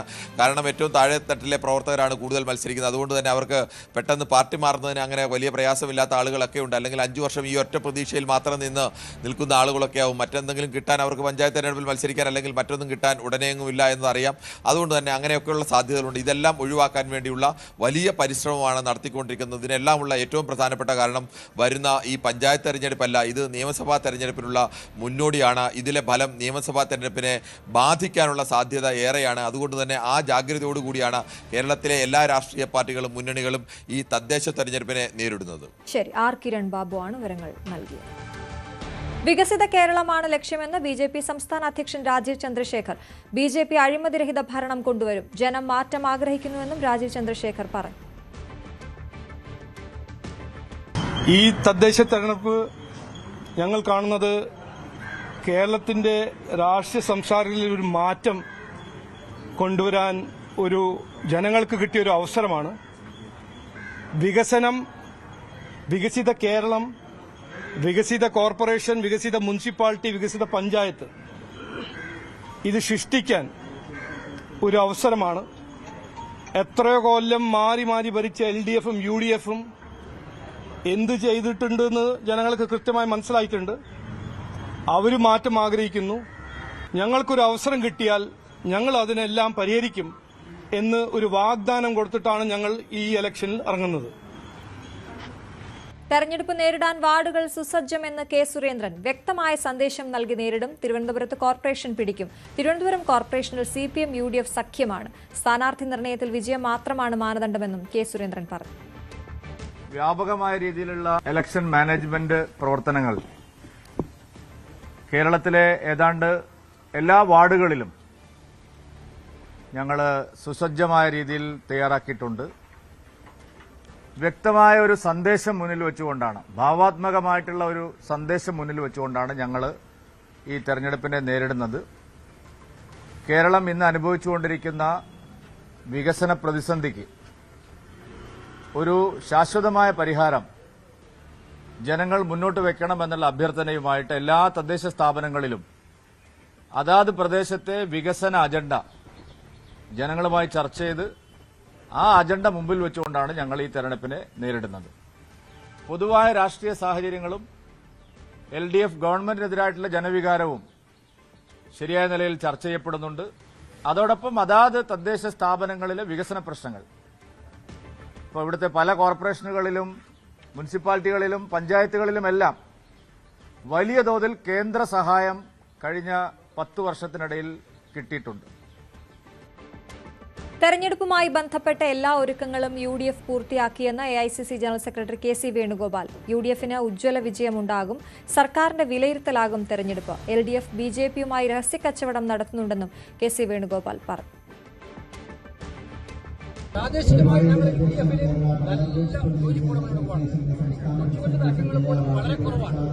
അതെല്ലാം ഈ ചെറിയ ചെറിയ പ്രശ്നങ്ങളുണ്ടെങ്കിൽ അതെല്ലാം 2-3 ദിവസം പരിഹരിക്കാൻ നമ്മുടെ പരിഹരിക്കുകയാണ്. അതെല്ലാം കാര്യം നല്ല ആത്മവിശ്വാസത്തോടെ. തദ്ദേശ തെരഞ്ഞെടുപ്പിന് ഇടതുമുന്നണി പൂർണ്ണമായി ഒരുങ്ങിയെന്ന് CPM general secretary MA baby. തുടർ ഭരണത്തിന്റെ ഗുണമുണ്ടാകും. ദുഷ്പ്രചരണങ്ങൾ എല്ലാ കാലവും ഉണ്ടാകും. അത് തിരിച്ചറിയാൻ ജനങ്ങൾക്ക് കഴിയുമെന്നും MA ബേബി പറഞ്ഞു. CPIM മാത്രമല്ല, ഇടതുപക്ഷ ജനാധിപത്യ മുന്നണിയും പൂർണ്ണമായിട്ട് ഒരുങ്ങിയിട്ടുണ്ട്. അങ്ങനെ പൂർണ്ണ സജ്ജമായി LDFും CPIM നിൽക്കുന്നു. തുടർച്ചയായിട്ട് LDFിന്റെ ഗവൺമെന്റ് ഇവിടെ ഉണ്ടായിരുന്നു എന്നതും മഹാഭൂരിപക്ഷം ത്രിതല പഞ്ചായത്ത് സ്ഥാപനങ്ങൾ LDF ആണ് ഭരിച്ചുകൊണ്ടിരിക്കുന്നതെന്നതും എത്ര ജനക്ഷേമ പ്രവർത്തനങ്ങളുമായി ജനങ്ങളോട് എത്ര ആത്മാർത്ഥമായ പ്രതിബദ്ധതയോടുകൂടി LDF നീങ്ങുന്നു എന്നുള്ളത് ജനങ്ങൾക്ക് ബോധ്യപ്പെട്ട് അതിന്റെ ഗുണം ഈ തെരഞ്ഞെടുപ്പിൽ LDFിന് ഉണ്ടാകാൻ പോവുകയാണ്. അതാണ് യാഥാർത്ഥ്യം. LDF തെരഞ്ഞെടുപ്പിന് ഒറ്റക്കെട്ടായി ഒരുങ്ങിയെന്ന മന്ത്രി K കൃഷ്ണൻകുട്ടി. മികച്ച വിജയം LDF നേടും. സർക്കാരിന്റെ വികസന പ്രവർത്തനങ്ങൾ തന്നെയാണ് LDFിന്റെ പ്രചരണായുധമെന്നും കൃഷ്ണൻകുട്ടി പറഞ്ഞു. നിങ്ങൾ ഒറ്റക്കെട്ടായി നിൽക്കുക LDF, അതിന് യാതൊരു സംശയമില്ല. യാതൊരു അഭിപ്രായ വ്യത്യാസമില്ലാണ്ട് കൊണ്ടുപോകാൻ ഉള്ള എല്ലാ നടപടിക്രമങ്ങളും ജില്ലാതലത്തിലും മണ്ഡലതലത്തിലും പഞ്ചായത്ത് തലത്തിലും നടത്തിയിട്ടുണ്ട്. ഒരു പ്രശ്നം ഉണ്ടായില്ല എന്നാണ് എൻ്റെ വിശ്വാസം. മികച്ച വിജയം നേടും, ഉറപ്പ്. അതിന് യാതൊരു സംശയമില്ല. എന്തറിയാം, അത്രയും വലിയ വികസന പ്രവർത്തനം നടത്തിയതുണ്ട്. ഒരു കാലത്തും ഉണ്ടാകാത്ത, നിങ്ങൾക്ക് തന്നെ നോക്കിയാൽ അറിയാലോ, വികസന പ്രവർത്തനം റോഡുകളായിട്ട്, ആശുപത്രികളായിട്ടും സ്കൂളുകളായിട്ടും. അതേസമയം തദ്ദേശ തെരഞ്ഞെടുപ്പിൽ തൃണമൂൽ കോൺഗ്രസ് ഇടതുപക്ഷത്തിനെതിരെ നിൽക്കുമെന്ന് PV അൻവർ. അതിനാരുമായും സഹകരിക്കും. വിട്ടുവീഴ്ചകൾ ചെയ്ത് UDFുമായി സഹകരിക്കുമെന്നും PV അൻവർ പറഞ്ഞു. ഈ പറഞ്ഞ ഗവൺമെന്റാണല്ലോ ഇവിടെ ഈ തെരഞ്ഞെടുപ്പിന്റെ മറുഭാഗം. ഈ പിണറായിസത്തിന്റെ വക്താക്കളാണ്. അവരെ ഈ സമൂഹത്തിൽ ഈ നാടുണ്ടാവില്ല, ഇവരെ വീണ്ടും ഭരണത്തിൽ അധികാരത്തിലെത്തിയത്. അതിന് ആരൊക്കെ ആയിട്ട് സഹകരിക്കാൻ പറ്റും അവരൊക്കെ ആയിട്ട് സഹകരിക്കുന്ന ഒരു നിലപാട് തന്നെയായിരിക്കും ഈ ത്രിതല തെരഞ്ഞെടുപ്പിൽ ഓൾ ഇന്ത്യ തൃണമൂൽ കോൺഗ്രസിന്റെ നിലപാടതാ. അത് പറഞ്ഞതാണ്. ചർച്ചകൾ അനൗദ്യോഗികമായിട്ടും ചെറിയ രീതിയിൽ ഔദ്യോഗികമായിട്ടൊക്കെ നടക്കുന്നുണ്ട്. നല്ല രീതിയിൽ അത് പോകുന്നുണ്ട്. പ്രാദേശികമായിട്ടുള്ള പല പഞ്ചായത്തുകളിലും നമ്മൾ ഏകദേശം ധാരണകളായിട്ടുണ്ട്. മുസ്ലിം ലീഗ് മലപ്പുറം ജില്ലാ ജനറൽ സെക്രട്ടറി ഹമീദ് മാസ്റ്ററും വലിയ പ്രതീക്ഷയിലാണ്. ഈ തെരഞ്ഞെടുപ്പ് കമ്മീഷൻ തീയതി നിശ്ചയിക്കാത്തതായിരുന്നു ഞങ്ങളെ സംബന്ധിച്ചിടത്തോളം പ്രശ്നം. ഇന്ന് ഏതായാലും തെരഞ്ഞെടുപ്പ് കമ്മീഷൻ തീയതി പ്രഖ്യാപിച്ചു, ഞങ്ങൾക്ക് പിന്നീട് ഇറങ്ങിയാൽ മതി. ഇപ്പോൾ ഐക്യജനാധിപത്യ മുന്നണി വളരെ നല്ല രീതിയിൽ മുസ്ലിം ലീഗിൻ്റെ ദേശീയ ജനറൽ സെക്രട്ടറി കുഞ്ഞാലി സാഹിബിൻ്റെയൊക്കെ നേതൃത്വത്തിൽ ഇവിടെ ഇരുന്ന് എല്ലാ വിഷയങ്ങൾക്കും പരിഹാരം ഉണ്ടാക്കിയിട്ടുണ്ട്. ചില്ലറ വിഷയങ്ങളെ പരിഹരിച്ച് തീർക്കാൻ ബാക്കിയുള്ളൂ. സ്ഥാനാർത്ഥി നിർണ്ണയമടക്കമുള്ള കാര്യങ്ങൾ മിക്കവാറും ഏകദേശം 90 പഞ്ചായത്തുകൾ, ഏകദേശം 90% പഞ്ചായത്തുകൾ പൂർത്തീകരിച്ചു. ഇനി അവശേഷിക്കുന്ന കുറച്ച് സ്ഥലത്തെ നമുക്ക് സ്ഥാനാർത്ഥി നിർണ്ണയം നടത്താനുള്ളൂ. അത്രമാത്രം ഞങ്ങൾ മുന്നോട്ട് പോയി. പൊന്മുണ്ടമടക്കമുള്ളത് ഇപ്പോഴും പരിഹരിക്കാൻ പറ്റാതെ. അതെ, അത് ഇന്നലെ തന്നെ പറഞ്ഞല്ലോ. ഞങ്ങൾ ഇന്നലെ വളരെ ശക്തമായിട്ട് കോൺഗ്രസിൻ്റെ ഈ ജില്ലയിലെ നേതാക്കന്മാരോട്, അനിൽകുമാർ അടക്കമുള്ള നേതാക്കന്മാരോട്, DCC പ്രസിഡന്റ് അടക്കമുള്ള നേതാക്കന്മാരോട് പറഞ്ഞിട്ടുണ്ട്. കേരള കോൺഗ്രസുമായി തലസ്ഥാനത്ത് നിലനിൽക്കുന്ന തർക്കം സൗന്ദര്യപ്പിണക്കം മാത്രമെന്ന് KS ശബരിനാഥൻ. 50 സീറ്റുകൾ നേടി അധികാരത്തിലെത്താൻ കഴിയുമെന്നാണ് UDFന്റെ പ്രതീക്ഷ. മത്സരം ആരൊക്കെ തമ്മിൽ എന്നത് വിഷയമല്ലെന്നും ശബരിനാഥൻ ന്യൂസ് 18നോട് പ്രതികരിച്ചു. തലസ്ഥാനത്ത് വാശിയേറുന്ന തീപാറുന്ന തെരഞ്ഞെടുപ്പ് പോരാട്ടം നടക്കുമെന്നുറപ്പാണ്. അവിടെ ആദ്യഘട്ട പ്രചാരണം പൂർത്തിയാക്കി വലിയ ആത്മവിശ്വാസത്തിലാണ് UDF ക്യാമ്പ്. എന്നോടൊപ്പം മേയർ സ്ഥാനാർത്ഥി കൂടിയായ KS ശബരിനാഥൻ ചേരുന്നു. ശബരി, ആദ്യഘട്ട പ്രചാരണം ഏറെക്കുറെ പൂർത്തിയായിരിക്കുകയാണ് എല്ലായിടങ്ങളും. എങ്ങനെയുണ്ട് ഇപ്പോഴത്തെ ഒരു ട്രെൻഡ്? അല്ല, ആദ്യമേ ഒരു തിരുത്ത്, മേയർ സ്ഥാനാർത്ഥിയല്ല, ഈ പാനലിൽ മത്സരിക്കുന്ന ഒരാൾ പാർട്ടിയുടെ കാര്യങ്ങളും നമ്മുടെ വികസനാശയങ്ങൾ പറയാനുള്ള മാധ്യമമായിട്ട് ഞാൻ നിൽക്കുന്നു. അപ്പം അങ്ങനെ ഒരു ടാഗും പേരും ഒന്നും വേണ്ട. പക്ഷെ നന്നായിട്ട് പോകുന്നു. ഇവിടെ നമ്മൾ കൃത്യമായിട്ട് എല്ലാ ദിവസവും രാവിലെ നമ്മുടെ സ്ക്വാഡ് വർക്ക് നടക്കുന്നുണ്ട്. നമ്മുടെ ചുമരെഴുത്ത് നടന്നു, പോസ്റ്റർ ഒട്ടിക്കുന്നു. നമ്മുടെ പ്രവർത്തകർ നേതാക്കളെല്ലാം വളരെ ആക്റ്റീവായിട്ട് ഇവിടെ നിൽക്കുകയാണ്. തിരുവനന്തപുരത്ത് കവടിയാർ വാർഡിൽ മാത്രമല്ല, മൊത്തത്തിൽ ഒരു ഉണർവുണ്ട്. ശ്രീ K മുരളീധരൻ നയിക്കുന്ന ജനകീയ വിചാരണ യാത്ര, ഞാൻ എൻ്റെ വൈസ് ക്യാപ്റ്റനാണ്. കഴിഞ്ഞ ദിവസങ്ങളിൽ തീരദേശത്ത് പോയപ്പോൾ പ്രത്യേകിച്ച് നമ്മളതൊന്ന് പേട്ട കഴിഞ്ഞ് ചാക്ക കഴിഞ്ഞ് വെട്ടുകാട് വാർഡിൽ കയറി, പിന്നെ അത് വലിയതുറയിൽ കയറി, ഭീമാപ്പള്ളി കയറി, പൂന്തുറയിൽ സമാപിച്ചപ്പോൾ ആയിരക്കണക്കിന് ചെറുപ്പക്കാർ, യുവാക്കൾ ഒരു നിയമസഭാ ഇലക്ഷന് കാൻഡിഡേറ്റ് കൊണ്ടുപോകുന്നതാണ് പോലെയാണ് നമ്മൾ വാർഡിലെ സ്ഥാനാർത്ഥികളെ കൊണ്ടുപോയത്. അതുകൊണ്ട് വലിയ ആവേശമാണ്. പരമ്പരാഗത കോൺഗ്രസ് മേഖലകളും അതോടൊപ്പം കോൺഗ്രസിന്റെ ഇന്ന് പോയ പഴയ മേഖലകളും പുതിയ മേഖലകളും എല്ലായിടത്തു നിന്നും വോട്ട് വന്നുകൊണ്ട് കൃത്യമായിട്ട് 50 സീറ്റിൽ കൂടുതൽ കിട്ടി ഇത്തവണ UDF കോർപ്പറേഷൻ ഭരിക്കും. ഓക്കെ, അപ്പൊ അപ്പോഴും ഒരു കാര്യം, ഞങ്ങൾ കഴിഞ്ഞ ദിവസം ഈ കേരള കോൺഗ്രസുമായി ബന്ധപ്പെട്ട് ചില തർക്കങ്ങളുണ്ട്. ഇവിടെ അടക്കം താങ്കൾക്കെതിരെ മത്സരിക്കും എന്നൊരു വിഭാഗം പറയുന്നു, നിർത്തത്തില്ലെന്ന് മറ്റൊരു വിഭാഗം പറയും. ഇതിൽ എന്താണ് അവര് തർക്ക പരിഹാരത്തിന് എന്തെങ്കിലും ചർച്ചകൾ നടക്കുന്നുണ്ട്? അല്ല, അതിന്റെ ചർച്ചകളും കാര്യങ്ങളൊക്കെ നടക്കുന്നുണ്ട്. പിന്നെ UDFനകത്തുള്ള അറിയാമല്ലോ നമ്മുടെ ഒരു പൊതു സ്വഭാവമാണ്. പക്ഷെ എന്നിട്ടും അതിൽ വളരെ കുറവൊക്കെ ഉണ്ടായിട്ടുണ്ട്. അത് കുടുംബത്തിനകത്തുള്ള ചെറിയ തർക്കമൊന്നും പറയാൻ പറ്റത്തില്ല. നമ്മുടെ സ്നേഹത്തിലുള്ള എന്താ ഒരു സൗന്ദര്യപ്പിണക്കം അത് എന്തായാലും ലീഡർഷിപ്പ് ഇടപെട്ട് ക്ലിയർ ചെയ്യും. ഒറ്റക്കെട്ടായിട്ട് UDF ഇത്തവണ തിരുവനന്തപുരത്ത് മാത്രമല്ല എല്ലായിടത്തും ഒരു പോസിറ്റീവ് എനർജി ആയിട്ട് പോകുന്നുണ്ട്. നമ്മൾ ഈ ഒരു ഇലക്ഷന് മുമ്പുള്ള ഒരു വാമപ്പ് ഫേസ് നമ്മൾ നന്നായിട്ട് കളിച്ചു. ഏതൊരു മാച്ച് കളിക്കുന്നതിന് മുമ്പ് വാമപ്പ് അത്യാവശ്യമാണ്. നമ്മുടെ വാമപ്പ്, ഞാൻ വരുന്നതിന് മുമ്പ് ഇവിടെ ചേട്ടനും വേണു സാറും എല്ലാവരും വാമപ്പ് നന്നായിട്ട് നടത്തിയിട്ടുണ്ട്. കൂടെ ഞാനും ടീമിൽ വന്നു. ഇപ്പൊ വാമപ്പ് കവടിയാർ നന്നായിട്ട് നടക്കുന്നു, ബാക്കി വാർഡിൽ നടക്കുന്നു. ഇലക്ഷൻ പ്രഖ്യാപിച്ചതിന് ശേഷം പതുക്കെ കളിക്കളത്തിലോട്ട് കയറി കൃത്യമായിട്ട് നമ്മൾ മുന്നോട്ട് പോകും. ഈ ആളുകളുടെ ഇടയിൽ നിന്ന് ലഭിക്കുന്ന പ്രതികരണങ്ങൾ എങ്ങനെയാണ്? അതായത് ഈ തദ്ദേശ തെരഞ്ഞെടുപ്പുമായി ബന്ധപ്പെട്ട് കോൺഗ്രസിന് ഒരു ആവേശം തരുന്ന പ്രതികരണം ലഭിക്കുന്നുണ്ടോ? Good morning how are you? അല്ല, അതാ നേരത്തെ കണ്ടില്ലേ, എല്ലാവർക്കും ഒരു സന്തോഷമുണ്ട്. ഫസ്റ്റ് ഓഫ് ഓൾ കോൺഗ്രസ് നേരത്തെ ഇറങ്ങി സ്ഥാനാർത്ഥികൾ ഒറ്റക്കെട്ടായിട്ട് ഇറക്കി എന്നുള്ള ഒരു ആവേശം ഇതുണ്ട്. പിന്നെ ഇപ്പം എന്നെ അറിയാവുന്ന ആളുകൾ, എന്നോട് പഠിച്ച ആളുകളുമൊക്കെ ആദ്യം ഈ തീരുമാനത്തെ സംശയിച്ച ആളുകളൊക്കെ ഇത് കറക്റ്റ് തീരുമാനമാണെന്ന് പറയുന്നുണ്ട്. അപ്പം എല്ലാവരും കോൺഫിഡന്റ് ആണ്, സന്തോഷമാണ്. പക്ഷെ ഓവർ കോൺഫിഡൻസ് ഇല്ലാതെ, അഹങ്കാരമില്ലാതെ നമ്മൾ കൃത്യമായിട്ടുള്ള പ്രവർത്തനം നടത്തി, നമ്മൾ ചിട്ടയായിട്ട് പ്രവർത്തനം നടത്തി മുന്നോട്ട് പോകും. വോട്ടിരിക്കുന്ന വീട്ടിലാണ്, നമുക്ക് നന്നായിട്ടറിയാം. ഈ ബഹളത്തിലൊന്നുമല്ല. അത് ഏറ്റവും അറിയാവുന്ന ഏറ്റവും നല്ല പ്രവർത്തകരുള്ള സ്ഥലമാണ് കവടിയാർ. ആ വീട്ടിലെ വോട്ടിൽ അവരും ഇറങ്ങുന്നുണ്ട്, ഞാനും ഇറങ്ങുന്നുണ്ട്. നമ്മൾ വാർഡിലും പൂർണ്ണമായിട്ട് ഇറങ്ങുന്നുണ്ട്. മറ്റു സ്ഥലങ്ങളിലൊക്കെ ഇറങ്ങി എന്തായാലും ഇത്തവണ തിരുവനന്തപുരം UDFനാണെന്ന വിശ്വാസത്തിലാണ്. അപ്പൊ ഇവിടെ പോരാട്ടം ആര് തമ്മിലായിരിക്കും? UDFും BJPയും ആകുമോ, UDF CPM ആകുമോ? ഞാൻ ഈ തിരുവനന്തപുരം കോർപ്പറേഷൻ പല ഭാഗങ്ങളിലും BJPക്ക് വേരോട്ടമുണ്ട്, പല ഭാഗങ്ങളിലും CPMന് വേരോട്ടമുണ്ട്, കൂടുതൽ ഭാഗങ്ങളിൽ കോൺഗ്രസിന് വേരോട്ടമുണ്ട്. കോൺഗ്രസ് ആണൊരു ട്രസ്റ്റഡ് ബാൻഡ്. നമ്മൾ ഒന്നാമതെത്താൻ വേണ്ടിയാണ് മത്സരിക്കുന്നത്. മറ്റു കാര്യങ്ങളെ കുറിച്ച് പരാമർശിക്കുന്നില്ല. ഒന്നാമത് കോൺഗ്രസ് എത്തും. അപ്പോൾ എല്ലാ വിജയാശംസകളും. ഓക്കെ, വലിയ പ്രതീക്ഷയിലാണ് കോൺഗ്രസിന്റെ UDFന്റെ തെരഞ്ഞെടുപ്പ് പ്രചാരണം പുരോഗമിച്ചുകൊണ്ടിരിക്കുന്ന. ക്യാമറമാൻ C വിനോദിനൊപ്പം ഡാൻ കുര്യൻ, ന്യൂസ് 18. ജനസേവനത്തിന് ലഭിച്ച അവസരമാണ് തിരുവനന്തപുരം കോർപ്പറേഷനിലെ സ്ഥാനാർത്ഥിത്വമെന്ന് R. ശ്രീലേഖ ന്യൂസ് 18നോട് പറഞ്ഞു. BJPയുടെ ആദ്യഘട്ട സ്ഥാനാർത്ഥി പട്ടിക പ്രഖ്യാപിച്ചപ്പോൾ ആ പട്ടികയിലെ VIP ആണ് മുൻ DGP കൂടിയായ ആർ ശ്രീലേഖ. ശാസ്തമംഗലം വാർഡിൽ നിന്നാണ് ആർ ശ്രീലേഖ ജനവിധി തേടുന്നത്. എന്നോടൊപ്പം ചേരുന്നു. മാഡം, എങ്ങനെ കാണുന്നു ഈ ഒരു അവസരത്തെ? വളരെ സന്തോഷമുണ്ട്. ഒട്ടും പ്രതീക്ഷിച്ചതല്ല. പെട്ടെന്നിങ്ങനെ പറഞ്ഞപ്പോ ഒരു അച്ചടക്കമുള്ള പാർട്ടി പ്രവർത്തക എന്നുള്ള നിലയിൽ അംഗീകരിച്ചു. വ്യത്യസ്തമായിട്ടുള്ള രീതിയിലുള്ള ജനസേവനമാണ് ഇനി ലക്ഷ്യം. അതായത് മുൻ DGP ആയിട്ടിരുന്ന ഒരാളാണ്. അങ്ങനെ ഒരാൾ ഒരു നഗരസഭയിലെ വാർഡിൽ വന്ന് മത്സരിക്കുമ്പോൾ പെട്ടെന്ന് ആളുകൾക്ക് അതങ്ങ് വിശ്വസിക്കാൻ തന്നെ ഒരു ബുദ്ധിമുട്ടുണ്ടായിരുന്നു. അങ്ങനെ വലുത് ചെറുതൊന്നും ഇല്ലല്ലോ, എല്ലാം പ്രധാനമല്ലേ. നമ്മുടെ ഏറ്റവും അടിത്തറ അതാണല്ലോ. ഭരണം എന്ന് പറയുന്നതിന്റെ ത്രിതല പഞ്ചായത്തിന്റെ ഏറ്റവും അടിത്തറ എന്ന് പറയുന്നത് വാർഡിനല്ലേ തുടങ്ങുന്നത്. അപ്പൊ അതൊന്നും അങ്ങനെ വലിപ്പ ചെറുപ്പമൊന്നും ഇല്ല. സേവനം എവിടെയും സേവനമാണ്. അപ്പൊ ഇവിടുന്ന് ഒരു തുടക്കം അങ്ങനെയാണോ ഉദ്ദേശിക്കുന്നത്? അങ്ങനെയല്ല. ഏത് തരുന്ന സ്ഥലത്ത് ജനങ്ങളുടെ പരമാവധി സേവനം ഉറപ്പാക്കുക, വികസനം പരമാവധി ഉറപ്പാക്കുക. അപ്പം വലിയ പ്രതീക്ഷയിൽ തന്നെയാണ്. ഉറപ്പായിട്ട്, തീർച്ചയായിട്ടും.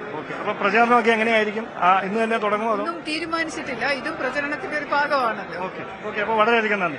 എന്തായാലും വലിയ ആവേശത്തിലാണ് BJP ക്യാമ്പ്. ആർ ശ്രീലേഖ ഉൾപ്പെടെയുള്ളവരെ മത്സരരംഗത്തേക്ക് ഇറക്കാൻ കഴിഞ്ഞതിന്റെ പ്രതീക്ഷയിലാണ് നേതൃത്വവും.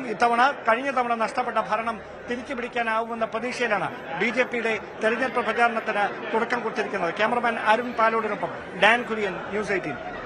തദ്ദേശ തെരഞ്ഞെടുപ്പ് വാർത്തകളാണ് നമ്മൾ ഇതുവരെ കണ്ടത്. മറ്റു വാർത്തകളിലേക്ക് പോകുന്നു. ഹരിയാന ഫരീദാബാദിൽ 350 കിലോ RDXും AK-47 തോക്കുകളുമായി ഡോക്ടർ പിടിയിൽ.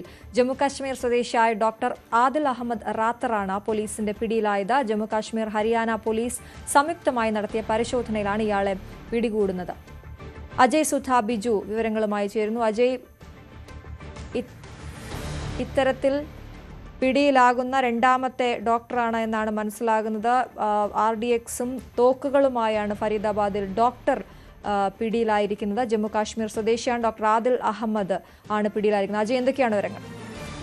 അശ്വതി, ഇത് വലിയൊരു ശൃംഖലയാണ് ഈ ഒരു അറസ്റ്റിലൂടെ വെളിവായത് എന്നാണ് നമുക്ക് വിവരങ്ങൾ ലഭിക്കുന്നത്. ഇതിൻ്റെ ഒരു തുടക്കമെന്ന് പറയുന്നത് ഉത്തർപ്രദേശിൽ നിന്ന് ഒരു കശ്മീരി സ്വദേശിയായിട്ടുള്ള ഡോക്ടർ അറസ്റ്റിലായതോടെയാണ്. ഇയാളെ അറസ്റ്റ് ചെയ്യുന്നത് ജെയ്ഷെ മുഹമ്മദിനെ അനുകൂലിച്ചുകൊണ്ടുള്ള ചില പോസ്റ്ററുകൾ പതിപ്പിച്ചു എന്നുള്ള കുറ്റത്തിനാണ് ഉത്തർപ്രദേശിൽ നിന്ന് ഈ കശ്മീരി ഡോക്ടറിനെ കശ്മീർ പോലീസ് നേരിട്ട് വന്ന് അറസ്റ്റ് ചെയ്യുന്നത്. ഈ ഡോക്ടറിനെ അറസ്റ്റ് ചെയ്ത് ഇയാളെ വിശദമായിട്ട് ചോദ്യം ചെയ്തതിന് പിന്നാലെയാണ് ഈ ഒരു വലിയ ശൃംഖലയെ പറ്റിയിട്ടുള്ള കൂടുതൽ ഞെട്ടിക്കുന്ന വിവരങ്ങൾ പോലീസിന് ലഭിക്കുന്നത്. തുടർന്നാണ് ഈ ഹരിയാനയിലുള്ള ഫരീദാബാദിലേക്ക് കശ്മീരി പോലീസ് എത്തുന്നത്. കശ്മീരി പോലീസ് അതിനുശേഷം ഈ ഫരീദാബാദിലേക്ക് എത്തുമ്പോൾ അവിടെ അറസ്റ്റിലാകുന്ന ആദ്യത്തെ വ്യക്തിയാണ് ഈ പറയുന്ന ഈ ആദിൽ അഹമ്മദ് റാത്തർ എന്ന് പറയുന്ന ഈ ഡോക്ടർ എന്ന് പറയുന്നത്. ഇദ്ദേഹം അവിടെയുള്ള ഒരു സർക്കാർ ആശുപത്രിയിൽ സേവനം അനുഷ്ഠിച്ചുകൊണ്ടിരിക്കുകയായിരുന്നു. അവിടെ ഒരു സർക്കാർ ആശുപത്രിയിൽ അധ്യാപകനായിട്ട് സേവനം അനുഷ്ഠിക്കുന്ന ആളായിരുന്നു. അപ്പോൾ ഇയാളെ പോലീസ് കസ്റ്റഡിയിൽ എടുക്കുന്നു. തുടർന്ന് ഇയാളുടെ ലോക്കറിൽ നിന്ന് ഒരു AK-47 തോക്ക് പോലീസിന് ലഭിക്കുകയാണ്. ഇത് കശ്മീരി പോലീസ് ഹരിയാന പോലീസുമായിട്ട് നടത്തിയ സംയുക്ത ഓപ്പറേഷനിലാണ് ഈ ഡോക്ടർ അവരുടെ പിടിയിലാകുന്നത്. അതിനുശേഷം ഈ പറയുന്ന ഈ അഹമ്മദ് റാത്തറിനെ കൂടുതൽ ചോദ്യം ചെയ്തതിന് പിന്നാലെയാണ് മറ്റൊരു ഡോക്ടറിനെ പറ്റിയിട്ടുള്ള വിവരം കൂടി ഈ പോലീസിന് ലഭിച്ചത്. ഈ അഹമ്മദ് റാത്തർ എന്ന് പറയുന്ന ഈ ഡോക്ടർ അത് കശ്മീരി സ്വദേശി തന്നെയാണ്. ഇയാളെ കൂടുതൽ ചോദ്യം ചെയ്തപ്പോൾ അവിടെയുള്ള മുജാഹിൽ ഷക്കീൽ എന്ന് പറയുന്ന മറ്റൊരു ഡോക്ടറിനെ പറ്റിയിട്ടുള്ള വിവരം ലഭിച്ചു. ഈ മുജാഹിൽ ഷക്കീലിന്റെ പക്കൽ അങ്ങനെ പോലീസ് എത്തുന്നു. അങ്ങനെ ഇയാളുടെ പക്കൽ നിന്നാണ് കൂടുതൽ AK-47 തോക്കുകളും അതുപോലെ മറ്റ് വെടിക്കോപ്പുകളും പിന്നെ സ്ഫോടക വസ്തുക്കളും എല്ലാം തന്നെ പോലീസിന് ലഭിച്ചത്. 350 കിലോഗ്രാം RDX ആണ് ഇയാളുടെ പക്കൽ നിന്ന് പോലീസിന് പിന്നീട് ലഭിക്കുകയുണ്ടായത്. അപ്പോൾ ഇത്രയധികം സ്ഫോടക വസ്തുക്കൾ അതും ഹരിയാനയിലുള്ള ഫരീദാബാദിൽ എങ്ങനെ എത്തി എന്നതാണ് പോലീസിനെ കുഴയ്ക്കുന്ന ഒരു പ്രധാനപ്പെട്ട സംശയം. അതും ഇപ്പോൾ തലസ്ഥാന നഗരിയായിട്ടുള്ള ഡൽഹിക്ക് കിലോമീറ്ററുകൾ മാത്രം അകലെയുള്ള ഈ ഫരീദാബാദിലാണ് ഇത്രയധികം 350 കിലോഗ്രാം RDXും ഈ 2 AK-47 തോക്കുകളും എല്ലാം സൂക്ഷിച്ചിരുന്നത്. അതും അറസ്റ്റിലായത് 3 ഡോക്ടർമാരാണ് എന്നതാണ് ഇവിടെയുള്ള ശ്രദ്ധേയമായിട്ടുള്ള വിഷയം. അതായത് ഇപ്പോൾ ഈ തീവ്രവാദ പ്രവർത്തനങ്ങൾ അത് നടത്തുന്നത് താഴേക്കിടയിലുള്ള ആളുകളിൽ നിന്ന് മാത്രമല്ല, സമൂഹത്തിൽ ഉന്നത വിദ്യാഭ്യാസം നേടി വലിയ ജോലികളിൽ ഇരിക്കുന്ന ആളുകളെ വരെ തീവ്രവാദികൾ ലക്ഷ്യം വെക്കുന്നു. അവരെ വലയിൽ കുരുക്കി അവർ വഴി ആരും സംശയിക്കാത്ത രീതിയിലുള്ള ഒരു ഓപ്പറേഷൻ അത് തന്നെയാണ് ഇവിടെ നടന്നിട്ടുള്ളത് എന്നതാണ് സൂചന ലഭിക്കുന്നത്. കശ്മീരി പോലീസിൻ്റെ ഹരിയാന പോലീസിൻ്റെ സംയുക്തമായിട്ട് അവരുടെ ഒരു ബുദ്ധിപരമായി നടത്തിയ നീക്കത്തിലൂടെയാണ് ഈ ഒരു ശൃംഖല ഇപ്പോൾ പൊളിഞ്ഞത്. ഇത്രയധികം ഒരു സ്ഫോടക വസ്തുക്കളും പിന്നെ തോക്കുകളും ഇപ്പോൾ കൈക്കലാക്കാൻ ഇപ്പോൾ പോലീസിന് കസ്റ്റഡിയിൽ എടുക്കാൻ സാധിച്ചു. ഇനി ഇവരെ ചോദ്യം ചെയ്താൽ മാത്രമായിരിക്കും ഇതിൻ്റെ മറ്റ് അണിയറയിൽ എന്തൊക്കെയാണ് നടന്നിരിക്കുക എന്നതിനെ പറ്റിയിട്ടുള്ള സൂചനകൾ ലഭ്യമാവുക. ശരി അജയ്. ബംഗളൂരു വിമാനത്താവളത്തിൽ മുസ്ലിം മതവിശ്വാസികൾ പരസ്യമായി നിസ്കരിച്ചത് വിവാദത്തിൽ. സംഭവത്തിൽ സർക്കാരിനെ പ്രതിക്കൂട്ടിലാക്കി BJP. അതീവ സുരക്ഷാ മേഖലയിൽ പ്രാർത്ഥിക്കാൻ ആരാണ് അനുമതി നൽകിയതെന്ന് പാർട്ടി വക്താവ് വിജയ് പ്രസാദ് ചോദിച്ചു. വിമാനത്താവളത്തിന്റെ 2ാം ടെർമിനലിലാണ് സംഭവം.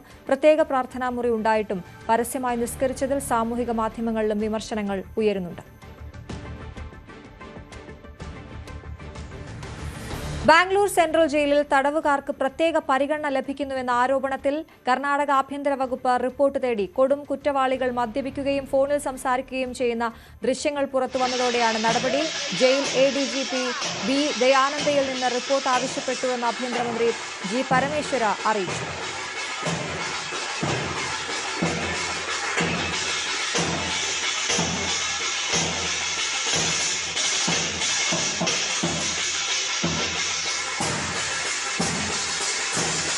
അജയ് സുധാ ബിജു തുടരുന്നു.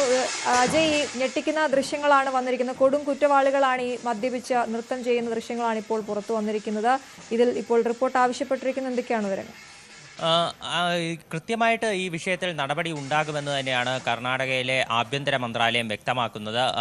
മുഖ്യമന്ത്രിയായിട്ടുള്ള സിദ്ധരാമയ്യ ഉൾപ്പെടെ വിഷയത്തിൽ പ്രതികരണവുമായി രംഗത്തെത്തിയിരുന്നു. ഇത്തരം നടപടികൾ ഒരിക്കലും അംഗീകരിക്കാൻ സാധിക്കാത്തത് എന്നാണ് അവിടെ ആഭ്യന്തര മന്ത്രിയായിട്ടുള്ള G. പരമേശ്വര വ്യക്തമാക്കിയിട്ടുള്ളത്. ഇതിന് പിന്നിലുള്ളത് ആരൊക്കെയാണെന്ന് കണ്ടെത്തും, അതിന് തക്കതായിട്ടുള്ള നടപടികൾ സ്വീകരിക്കും എന്നും ഇപ്പോൾ G. പരമേശ്വര പറഞ്ഞിട്ടുണ്ട്. മൊത്തം 6 വീഡിയോകളാണ് ഇത്തരത്തിൽ പുറത്തു വന്നത്. 2 ദിവസം മുമ്പെയാണ് ഈ ഒരു സംഭവം ഇത് പുറത്തറിയുന്നത്. അതിനുശേഷം ഈ വീഡിയോകൾ പരിശോധിച്ചതിൽ 3 ദൃശ്യങ്ങൾ അത് 2023 ചിത്രീകരിച്ചതാണെന്ന് വ്യക്തമാവുകയും ചെയ്തിരുന്നു. അതിനുശേഷമാണ് ഇപ്പോൾ പോലീസ് ഒരു അന്വേഷണം വിഷയത്തിൽ ആരംഭിച്ചിട്ടുണ്ട്. അതുപോലെ തന്നെ വിഷയത്തെ പറ്റി അന്വേഷിച്ച് കൃത്യമായിട്ടുള്ള റിപ്പോർട്ട് നൽകാൻ ജയിൽ ADGP ആയിട്ടുള്ള B. ദയാനന്ദയ്ക്ക് ഇപ്പോൾ ഉത്തരവ് നൽകിയിട്ടുണ്ട്. ഇപ്പോൾ ആഭ്യന്തര മന്ത്രാലയത്തിൻ്റെതാണ് കർശനമായിട്ടുള്ള ഈ നടപടി. ഇതിനു മുൻപേ നമ്മൾ നോക്കുകയാണെങ്കിൽ ഇതിനു മുൻപും ഇത്തരത്തിൽ ഈ ജയിൽ പുള്ളികൾക്ക് ഒരു ഈ VIP ട്രീറ്റ്മെൻറ്റ് നൽകുന്നതായിട്ട് നിരവധി ആരോപണങ്ങൾ വന്നിരുന്നു. കർണാടകയിലുള്ള നടനായിട്ടുള്ള ദർശന് ഇതിനു മുൻപേ ഒരു ജയിലിൽ സൗകര്യങ്ങളെല്ലാം ഒരുക്കിയതായിട്ടുള്ള ദൃശ്യങ്ങളും അതിനെ സംബന്ധിച്ചുള്ള ആരോപണങ്ങളെല്ലാം ഇതിനു മുൻപ് പുറത്തു വന്നതാണ്. അപ്പോൾ ഈ സംഭവത്തിൽ കോടതി ഇടപെടലടക്കമുണ്ടായി. പിന്നീട് ഈ ജയിലിൽ സൗകര്യങ്ങൾ ഏർപ്പെടുത്തുന്നത് അത് കർശനമായിട്ട് നിർത്തി ഇയാളെ ഇവിടെ നിന്ന് ജയിൽ മാറ്റുന്ന നടപടികൾ വരെ ഉണ്ടായതാണ്. അതിനുശേഷം ഇയാൾക്ക് പിന്നീട് ഈ ജയിലിൽ നിന്ന് ഈ ബുദ്ധിമുട്ട് നേരിടുന്നു എന്നുള്ള തരത്തിൽ ഇയാൾ പിന്നീട് കോടതിയിൽ ജാമ്യം തേടിയിട്ടുള്ള ഹർജി ഉൾപ്പെടെ സമർപ്പിച്ച് അത് പിന്നീട് തള്ളിക്കളയുന്ന രീതിയിൽ കടുത്ത നടപടികളിലേക്ക് പോയിരുന്നു. അതിനുശേഷമാണ് ഇപ്പോൾ കൂടുതൽ കുറ്റവാളികൾക്ക്, അതും കൊടും കുറ്റവാളി സൈക്കോ കില്ലർമാർ, അതുപോലെ തന്നെ ഈ ഒരുപാട് തീവ്രവാദ കേസുകളിൽ ഉൾപ്പെടെ അറസ്റ്റിലായിട്ടുള്ള ആളുകൾക്ക് നിരവധി സുഖസൗകര്യങ്ങൾ ജയിലിനകത്ത് ലഭിക്കുന്നു എന്നുള്ള രീതിയിൽ അത് തെളിയിക്കുന്ന രീതിയിലുള്ള ദൃശ്യങ്ങൾ പുറത്തു വരുന്നത്. ഇപ്പോൾ ഈ വിഷയത്തിൽ കർശനമായിട്ടുള്ള ഒരു നടപടിക്കാണ് കർണാടക സർക്കാർ നിലവിൽ തുടക്കമിട്ടിരിക്കുന്നത്. അജയ് സുധാ ബിജു ആണ് വിവരങ്ങൾ നൽകിയത്.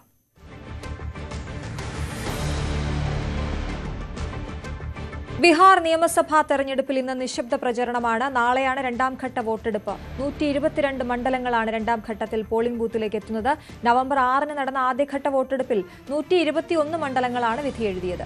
64.46% പോളിംഗ്. നാളെ വൈകിട്ട് മുതൽ എക്സിറ്റ് പോൾ ഫലങ്ങളും പുറത്തുവരും. US ഷട്ട്ഡൌൺ അവസാനിക്കുന്നു. സെനറ്റിൽ ഡെമോക്രാറ്റ് പാർട്ടിയുമായി ധാരണയായതോടെയാണ് 40 ദിവസം നീണ്ട ഷട്ട്ഡൌണിന് അന്ത്യം കുറിക്കുന്നത്. 8 ഡെമോക്രാറ്റ് അംഗങ്ങൾ ബിൽ അവതരണത്തെ പിന്തുണച്ചു. സർക്കാർ പ്രവർത്തനങ്ങൾക്ക് ആവശ്യമായ ധനാനുമതി ബില്ലിനാണ് അംഗീകാരം. ചരിത്രത്തിലെ ഏറ്റവും വലിയ ഷട്ട്ഡൌണിനാണ് US സാക്ഷ്യം വഹിച്ചുകൊണ്ടിരിക്കുന്നത്. ആരോഗ്യം, പൊതുഭരണം, ക്രമസമാധാനം, വ്യോമയാനം, ഭക്ഷ്യവിതരണം എന്നിങ്ങനെ രാജ്യത്തിന്റെ സമഗ്ര മേഖലകളെയും ഷട്ട്ഡൌൺ സ്തംഭിപ്പിച്ചു. ട്രംപ് ഭരണകൂടത്തിന്റെ നിലനിൽപ്പിന് പോലും ഇത് ഭീഷണി ഉയർത്തി. ഇതോടെ ഡെമോക്രാറ്റിക് അംഗങ്ങളുമായി റിപ്പബ്ലിക്കൻസ് ചർച്ചകൾ സജീവമാക്കിയിരുന്നു. തുടർന്നാണ് ഒരു താൽക്കാലിക സമവായത്തിന് ധാരണയായത്. US സെനറ്റിൽ 8 ഡെമോക്രാറ്റിക് അംഗങ്ങൾ ധനാനുമതി ബില്ലിനെ പിന്തുണച്ചതോടെ 60-40 ഇത് പാസായി. എന്നാൽ തങ്ങളുടെ പ്രധാന ആവശ്യമായ ആരോഗ്യ പരിരക്ഷ നികുതി ഇളവിൽ നിന്ന് പിന്നോട്ടു പോകാൻ അവർ തയ്യാറായില്ല. ഇത് അടുത്ത മാസം പരിഗണിക്കാമെന്ന ഉറപ്പിന്മേലാണ് ഡെമോക്രാറ്റിക് അംഗങ്ങൾ ബില്ലിനെ പിന്തുണച്ചത്. സർക്കാർ പ്രവർത്തനങ്ങൾക്ക് ആവശ്യമായ ധനാനുമതി ജനുവരി 31 വരെയാണ് അംഗീകരിച്ചത്. ഇതോടെ പിരിച്ചുവിട്ട ഫെഡറൽ ഗവൺമെന്റ് ജീവനക്കാരെ തിരിച്ചെടുക്കാൻ തീരുമാനമായി. ഇതിനോടൊപ്പം ഭാവിയിൽ സമാന സംഭവങ്ങൾ ഉണ്ടാകാതിരിക്കാനുള്ള വ്യവസ്ഥകളും ഉണ്ടാകും. ഷട്ട്ഡൌൺ കാരണം മുടങ്ങിക്കിടന്ന ഭക്ഷ്യ സബ്സിഡി പദ്ധതി പുനരാരംഭിക്കാനും 2026 സാമ്പത്തിക വർഷം ഉടനീളം ഇതിനുള്ള ഫണ്ട് ഉറപ്പാക്കാനും ബിൽ വ്യവസ്ഥ ചെയ്യുന്നുണ്ട്. ഒക്ടോബർ 1 മുതൽ രാജ്യത്ത് അടഞ്ഞുകിടക്കുന്ന ദേശീയ പാർക്കുകളുടെ പ്രവർത്തനം ഇനി മുതൽ സാധാരണ നിലയിലാകും. മുടങ്ങിക്കിടന്ന സാമ്പത്തിക ഇടപാടുകളും പാസ്പോർട്ട് സേവനങ്ങളും പുനരാരംഭിക്കും.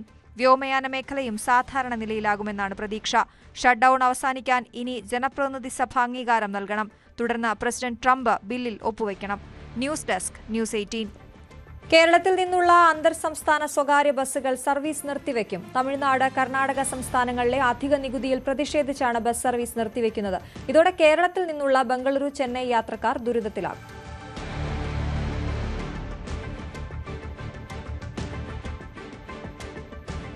വൈകിട്ട് 6 മുതൽ കർണാടകയിലേക്കും തമിഴ്നാട്ടിലേക്കുമുള്ള എല്ലാ സർവീസുകളും നിർത്തിവെക്കാനാണ് ബസ് ഉടമകളുടെ തീരുമാനം. ഈ പണിമുടക്ക് ആരംഭിക്കുന്നതോടെ ബംഗളൂരു, ചെന്നൈ എന്നിവിടങ്ങളിലേക്കുള്ള യാത്രക്കാർ കടുത്ത പ്രതിസന്ധിയിലാകുകയും ചെയ്യും. ഓൾ ഇന്ത്യ ടൂറിസ്റ്റ് പെർമിറ്റ് ഉണ്ടായിട്ടും വാഹനങ്ങൾക്കെതിരെ അന്യായമായ നികുതി ഈടാക്കൽ, കനത്ത പിഴ ചുമത്തൽ, വാഹനങ്ങൾ സീസ് ചെയ്യൽ തുടങ്ങിയ നിയമവിരുദ്ധ നടപടികൾ ചെയ്യുന്നുവെന്നാണ് ടൂറിസ്റ്റ് ബസ് ഓണേഴ്സ് അസോസിയേഷന്റെ ആരോപണം. സാമ്പത്തിക നഷ്ടം സഹിക്കാൻ കഴിയുന്നില്ലെന്നും പ്രശ്നത്തിന് ശാശ്വത പരിഹാരം കാണുന്നതിനായി കേരളത്തിന്റെ ഗതാഗത മന്ത്രി KB ഗണേഷ് കുമാറും ഗതാഗത കമ്മീഷണറും ഇടപെടണം എന്നാണ് ബസ് ഉടമകളുടെ പ്രധാനപ്പെട്ട ആവശ്യം. എന്തായാലും തിരുവനന്തപുരം മുതൽ കാസർഗോഡ് വരെയുള്ള ജില്ലകളിൽ നിന്നായി ബംഗളൂരുവിലേക്കും ചെന്നൈയിലേക്കുമായി നിരവധി സ്വകാര്യ ബസ്സുകളാണ് സർവീസ് നടത്തുന്നത്. ഈ സർവീസുകൾ മുടങ്ങുന്നത് ആയിരക്കണക്കിന് യാത്രക്കാരെയാണ് പ്രതികൂലമായി ബാധിക്കുക. ഗുരുവായൂരിൽ നിരോധനം മറികടന്ന് റീൽസ് ചിത്രീകരിച്ച ജസ്ന സലീം ആത്മഹത്യയ്ക്ക് ശ്രമിച്ചു. കൈഞ്ഞരമ്പ് മുറിച്ചാണ് ആത്മഹത്യാ ശ്രമം. ഗുരുവായൂർ ക്ഷേത്ര പരിസരത്തും നടപ്പന്തലിലും റീൽസ് ചിത്രീകരണം പാടില്ലെന്നതാണ് ഹൈക്കോടതി ഉത്തരവ്. അത് മറികടന്നാണ് ജസ്ന സലീം പടിഞ്ഞാറെ നടയിൽ റീൽസ് ചിത്രീകരിച്ചത്. ദേവസ്വം അഡ്മിനിസ്ട്രേറ്ററുടെ പരാതിയിൽ ഇവർക്കെതിരെ പോലീസ് കേസെടുത്തിരുന്നു.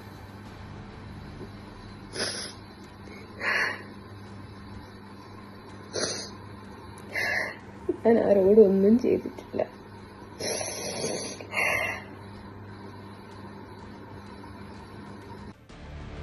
ആലപ്പുഴ മണ്ണഞ്ചേരിയിൽ മാരകായുധങ്ങളുമായി നടുറോഡിൽ 3-അംഗ സംഘത്തിന്റെ ആക്രമണം. 4 പേർക്ക് പരിക്കേറ്റു. അക്രമികളെ കളിയാക്കിയെന്ന് ആരോപിച്ചായിരുന്നു ആക്രമണം.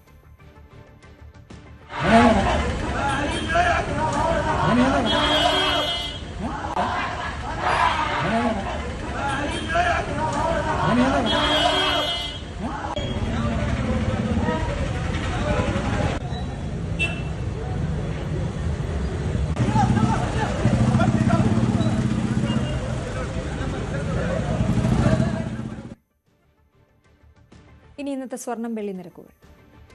കവിത ഗോൾഡ് ആൻഡ് ഡയമണ്ട്സ് ഇന്നത്തെ സ്വർണം വെള്ളി നിരക്കുകൾ നിങ്ങൾക്കായി സമർപ്പിക്കുന്നത് Kavitha gold and diamonds, the versatile jeweller. സ്വർണം 22 ക്യാരറ്റ് ഗ്രാമിന് 11,295 രൂപ, പവന് 90,360 രൂപ. 18 ക്യാരറ്റ് ഗ്രാമിന് 9,325, പവന് 74,600. വെള്ളി ഗ്രാമിന് 162, കിലോയ്ക്ക് 1,62,000.